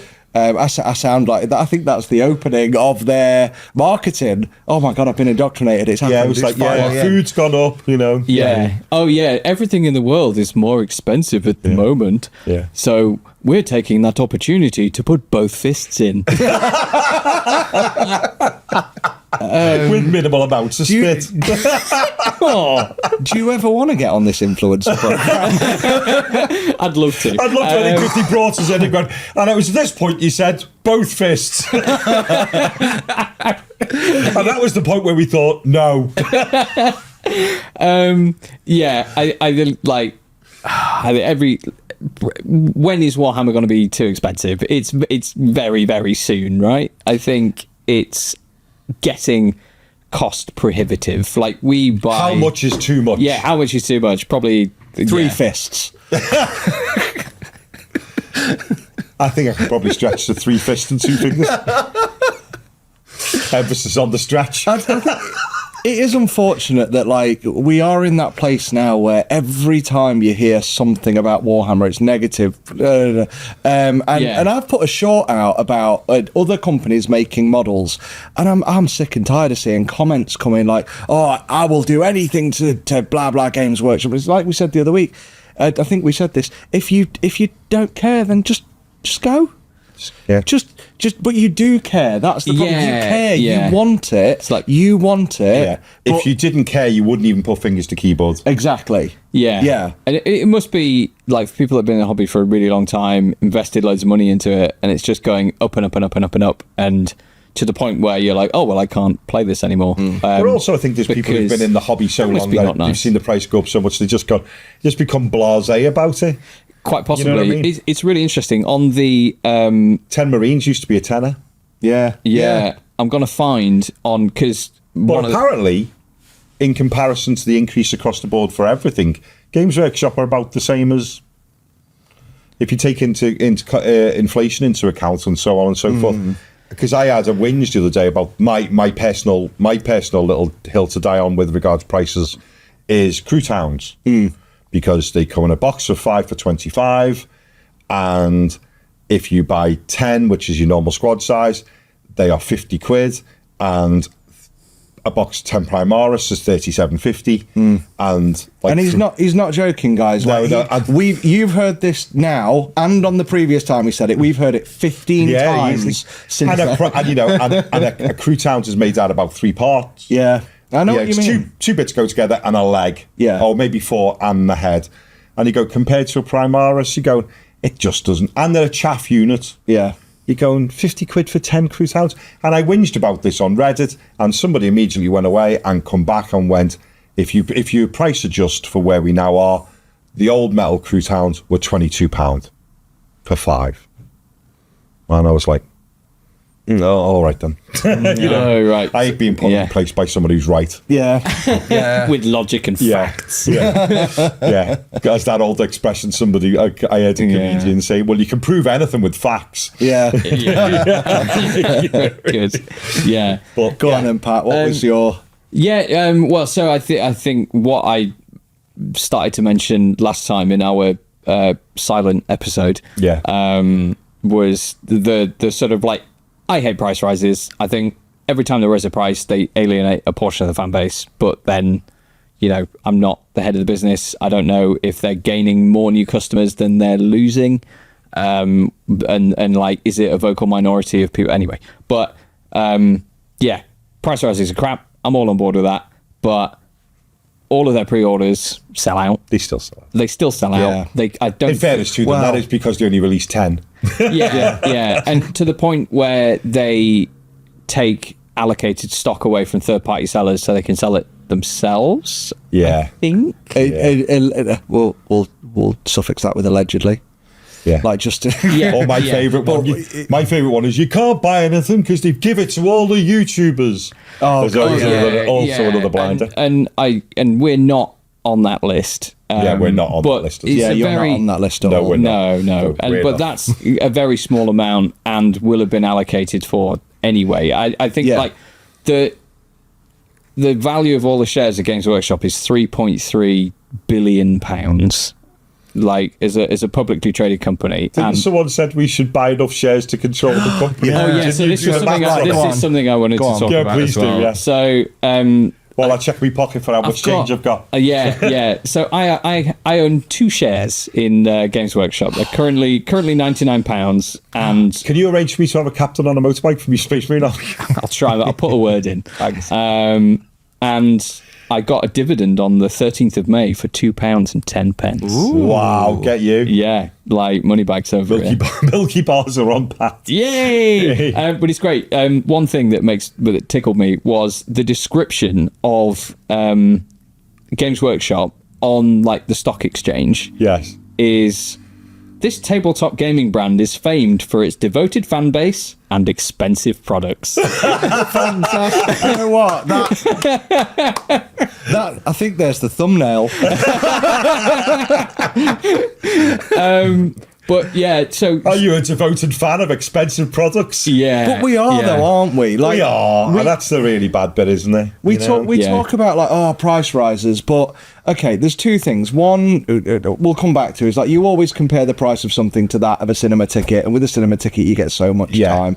I always compare it to like video games. With if I spend 40 quid in a video game, I've got it cheap because they're now 70. Yeah. Which Which you know, now that I've made the switch from PC to console, I've realised. Yes. So yeah, but that'll give me like average 30 hours, 70 quid for an average of 30 hours. Yes. Of time if you're and lucky, enjoyment. because some of them are really high. Like On if average. but like, you know, if they were Yeah. to release, hypothetically, if they were to release The Last of Us 3 next week, it would probably be somewhere between 60 and 70 quid on initial release, and it's probably going to be about 15 hours of gameplay if you're generally quite good at the game. I don't know. The last one was a good 20 plus. Do you think so? Yeah, oh yeah, Was it? yeah. And then I've just bought. You get lucky. That is average. So Yeah. Final Fantasy VII Rebirth, which didn't sell as well as it should have. Please go and buy it, people, so we can get a part 3. But yeah, absolutely fantastic. Over 140 hours I've put into that, and I'm still not done. good. And And then the other nostalgia. things like The Witcher and stuff like that, and Fallout, you can be throwing lots at them. Yeah. These open world games, you're right. Yeah. But you also do play things that are cool and are a bit compact as well. Yeah, but the point I'm making is when you spend 35 quid on quid on a box of Space Marines, I can doing it properly. I'll spend 8 to 10 hours easily building a box of Space Marines, just building to fill all the gaps and thingy, then painting them. That's another week of evenings, so that's another 20 hours, so that's 30 hours there. Yeah. And then if I play with them, that's more, and I don't, but I generally deliberate about painting a box of Space Marines longer than it takes to play any video game. I go, let's get round to them at some point. Oh, I want to do that. Yeah, and I think So I think they, rather than saying, I mean, they're a massive company. Like the amount of money that they must have to pay in corporation tax must be ludicrous. Yeah. And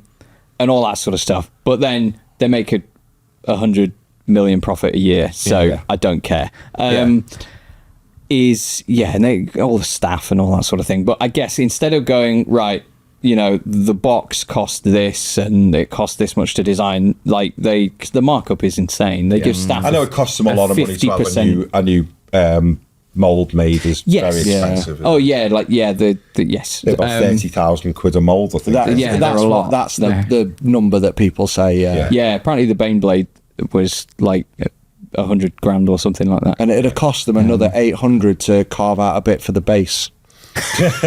Don't go there. Don't go all Rogal Dawn on The me. Baneblade has a base, doesn't it? Yeah, that's a real tank. So as opposed to they probably would go, right, okay, contest of this box, to make a bit of a profit, it should be this much. But then they're comparing, I imagine they're comparing it to Times and this, that, and the other. But also, like, they don't have the competition the same as another company. We said this on our Silence episode. We said this. This is the problem, isn't it? Is that if Space Marines were Star Wars, and how Star Wars does have a habit of being multi-licensed for sometimes a very similar product. Yeah. If Space Marines weren't owned by Games Workshop and other companies were allowed to make them because they were from a well-known piece of fiction, and they were biting at each other's heels, things would be different. But they don't. Their nearest competitor isn't making what they make, and but IP is so important, isn't it? I can see why they're very protective of it. That protects the brand. But the whole thing. So like they're comparative, like they're not going, oh, the plastic in here is 20p, so we'll sell it for £1 or whatever. Like they're going, oh well, cinema tickets are 10, 15 if you go to the IMAX, or whatever.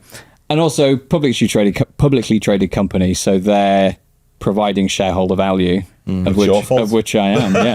This is all my fault. Get him. Everything always is all my fault. £2.08. I want £2.10. Exactly. I'm going to write in and say, hey, that price rise wasn't big enough. I want a £2.50 dividend instead of £2.10p. It's all me with you, Pat. But it is the voice of the shareholder. That's what they've got to deal with. Yes. So they are in a position where, all personal opinion, I don't think they can manufacture enough product. They, it's capitalism. The graph has to go up. Yeah. Yeah. So they're going to increase the prices. Yeah. It's crap, but that is unfortunately the system that we're in. Yeah. And this is and I said on the Silentist episode, isn't it, is the fact that being a shareholder has changed from the old days when my grandfather had some shares and things. Some years he did really well. Some years in the company that he had shares in didn't do quite as well. And there would be a fluctuation. Yeah. And now it seems to be they always have to be doing as well, if not better than they did in the previous year. And the analogy I gave was you go in it after the day in the boozer, you go in with your betting slip to the bookies to collect on your horse, and the lady behind the counter says, "Oh, I'm sorry, your horse fell," and you're all a bit dejected. And then she goes, 10, 20, 30. You know what I mean? It's that thing of no matter what's going on, it seems to be shareholders always seem to have to do as good, if not better, than the year before. It doesn't seem to be a punt anymore. No. It has to be a guaranteed. And this doesn't help with the idea of the pricing. It's probably people out there in commerce who know better. I think that's how I perceive it. Yeah, like my sort of interpretation of it is if people want, like I see the argument that they should just make it cheaper to get more people in, but then if they can't manufacture enough, then it's just not going to happen. Against the wall, really, I think if people want Warhammer to come down, like they do have to stop buying it and then go, oh, this has affected our shareholder value because we haven't made as much money. Oh, we should probably, maybe we have annoyed, but and that's what the only thing that it could potentially... They'll look at everything else first, but that, what else has it been and blah, blah. Or what they would do you is... You can't devalue a product once it's at a set level because it would. I think what I think they sadly would do, if Games Workshop started to suffer and weren't doing as well because people were putting the brakes on their spending a little bit, all I think Games Workshop would do would cut even more of the chaff in the range. You go, that doesn't sell, get rid. That's not selling so well, get rid. And I just think all you would find across the board is the ranges would reduce. Yes, that's a very good point. That would happen before anything else. In my opinion. And with the whole Finecast stuff and all that sort of thing, like with the guests that we've had on, it's like when they've been struggling, it's crap and people lose their jobs and that kind of thing. So I'd very much like them to do well. But ideally, I'd like to, earn more money so I can keep buying stuff. It's a weird thing because Warhammer is really expensive, and I look at it and I'm like, right, me as a hobbyist, and I think this is reflective of all of us. Is I like this to paint. I like this to paint. I like this to paint. Is how my brain works. Yeah. Full on ADHD. I'll get halfway through a paint job. Ooh, new model. And we can all do that. Yeah. But if we were actually to do Games Workshop or Warhammer or our game properly, do any of us need to be buying as much as we are? No, seriously. No, hell no. And it's because that's the thing. Yeah. We're not bothered that the price has gone up. We're bothered that we can't get all of it. Yeah. Because to add more to the shelf behind us that's not starting doing anything with. Is it bad that I was like, I gave myself a little pat on the back because I didn't buy the kill team that had the Night Lords in because I thought the other models in there, like the Eldar ones, I was like, I don't really like them. I'll just wait. And I was like, well done, me. No, I think well done. I think we should all have a golf clap. But almost like, but you almost sit around like it. My name's Ross, and it's been 2 days since my last Warhammer purchase. Honestly, no. But that's it. So we're all complaining about the price, but it's like if we were to just buy our army and go, you know what, I'm playing Death Guard, and I bought all the Death Guard. Even if it wasn't our army, if we were just to not buy anything till we painted the last bit. Oh God, yeah. But it's that. So we're complaining about a price. No one lives by. We're complaining about a price of a product that we don't have enough time in our lives to enjoy the amount we already own. Yeah. Profound. Thank you. Oh, I'm going to go on from there and ruin it. So, and then we need to talk about making our own bank. Yes, we'll do that. We'll do that in a bit. So when we talk about shareholders and what they need, like we look at GW, and this is the bit I've made notes. Oh my God. You'll be getting sacked here. I was thinking, like, Games Workshop have had this trend, and it's the one that frustrates me more than anything, which is they need to make more money to please their shareholders. Well, they've got to get more money coming in. And the way that they seem to do it is every year, blah, blah, price rise and do that. How else can they get money coming in? Well, they've got licensing and things like that. Yeah, licensing is a big part of it. Yeah. Like all the licensing that I've seen so far has been around how do we nickel and dime our existing customer base, because they are products that our existing customers would want. So it's action figures. Okay, we'll do that. We'll get action figures. Video games maybe is the only one that's got its own audience thingy. Yeah. But who is getting into Warhammer because they're like, scented candles. There we go. That is exactly what I was going to say. Like, this. My wife bought these, and they. Nurgle's rot. I wonder if they have miniatures to paint and play games with. So where is the gateway? And the only gateway at the moment to Warhammer... Also, you're right. It's not like anyone's reading the books and going, I don't know what a Space Marine looks like. Yeah, I best go and buy one. But the only, and I think the best, gateway to Warhammer at the moment that they should lean into more of... Stamps. Should we have a quick guessing round? You've got 2 minutes, viewers, to guess which. It's the magazines. It's the magazines. Because that is the hobby. It's not like you buy that magazine, like any Partworks magazine before it. Growing up, I had dinosaurs with an exclamation mark with 3D glasses. Yes. And you'd build a T-Rex. 3D glasses? No. That'd be weird. But I had How My Body Works, and every week I'd throw the book. I'd be like, Dad, I'm reading it. That goes on the side, and I'm building the 3D model of the thing. I remember building a T-Rex skeleton. It was that dinosaurs. Yeah. And it was brilliant. And then they sold the last bit of the T-Rex as they started Wave 2, so you had to buy the first one. And then they sell the first 2 cheap, and then they get more expensive. But that's how they're doing it with the Partworks magazine. So the next one is going to be called Combat Patrol, where they're giving us the new Combat Patrols. And that's going to be coming out, I think, next month or the month after in the UK. But that teaches you Magazine 1, dead cheap, get a couple of little models. Magazine 2, a little more expensive. If you subscribe online, magazine's free. But at that point, you're addicted. And once you're addicted, being addicted's the hobby. It's not painting, it's not playing, it's being addicted to collecting walls of plastic. Hell yeah. And that's all it is. So complain about your prices. But Games Workshop, please find new ways like that to get more people. No, not to milk us, to get more people in. Milk them. What are you What are they doing for the younger audience? Because all the people, their audience are going to be dead in the next decade. That will be so. Well, they started a there's a badge that you can get with the scouts. So that's how they got your son into it. They got my son through scouts. They groomed him through scouts. Wow. How did you get got? Tell us in the comments. How did you get got by Warhammer? Show us in your wallet where Games Workshop touched you. Is it that? No. This is your therapy here. But go on, you were going to say about. So what's the solution? Perhaps the final thing that we should talk about in this elongated episode, which over 2 hours.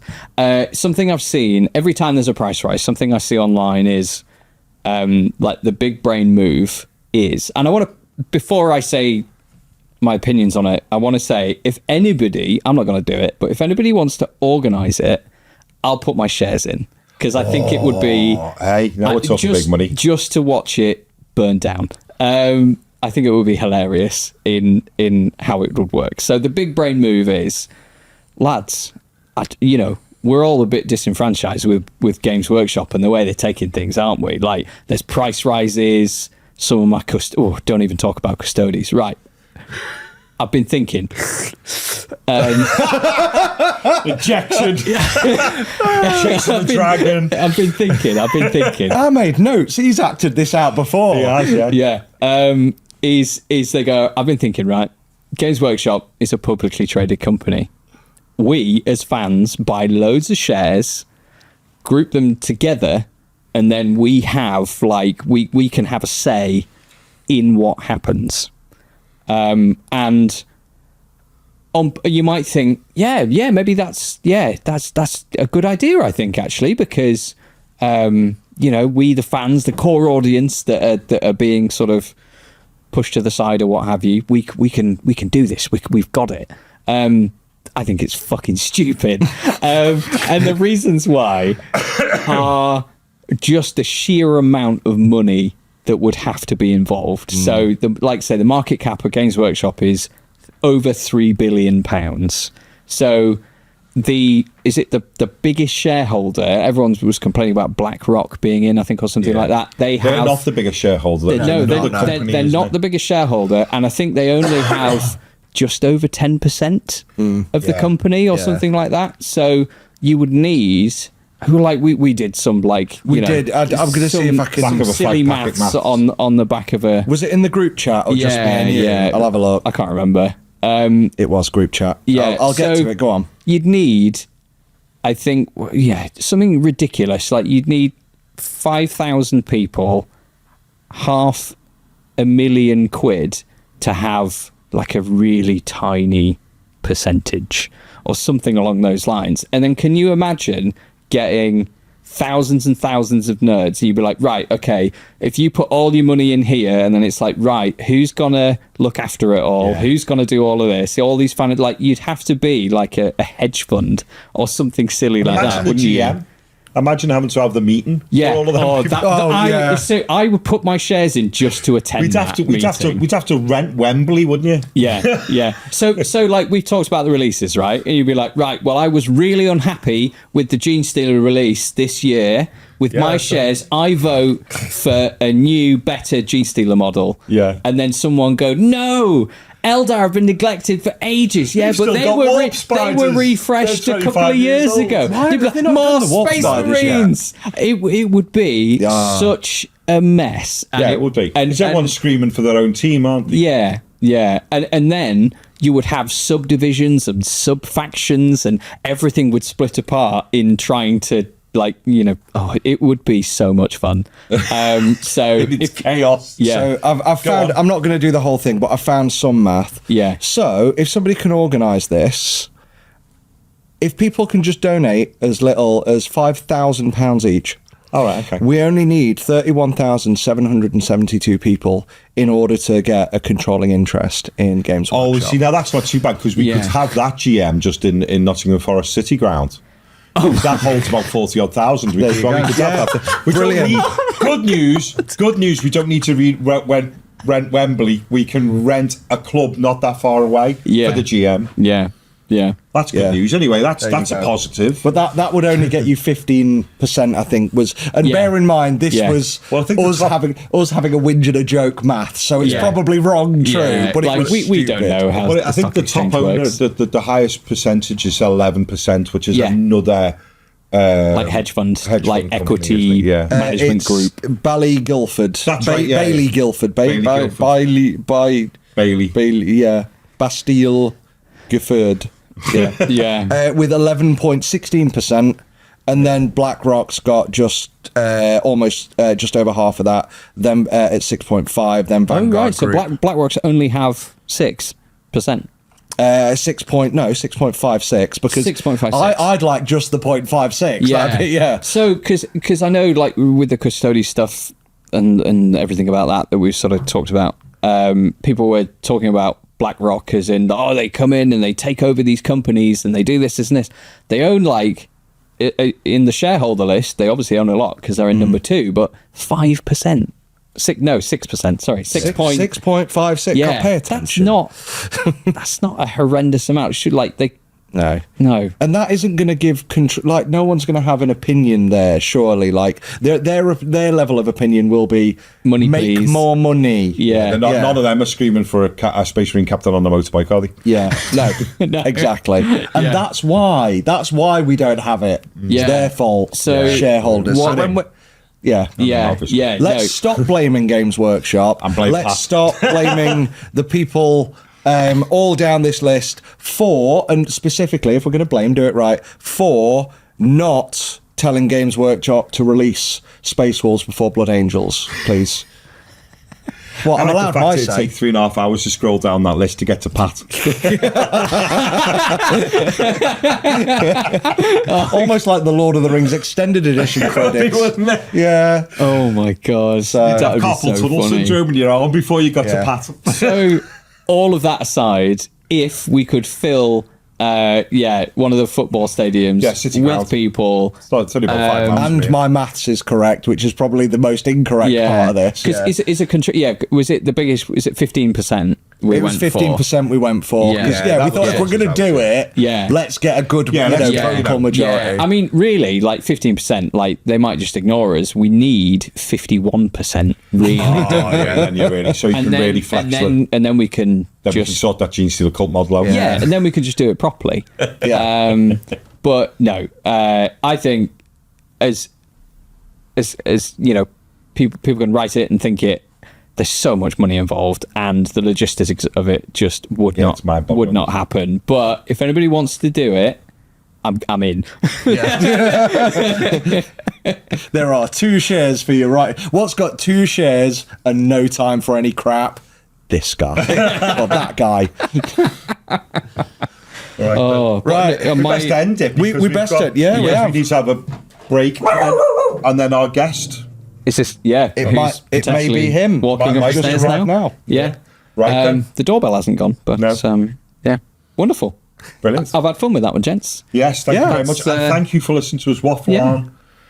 Like, subscribe, Yeah? become a Patreon, because we've got some cool prizes on the way. Get involved. That would be lovely. Thank you very much.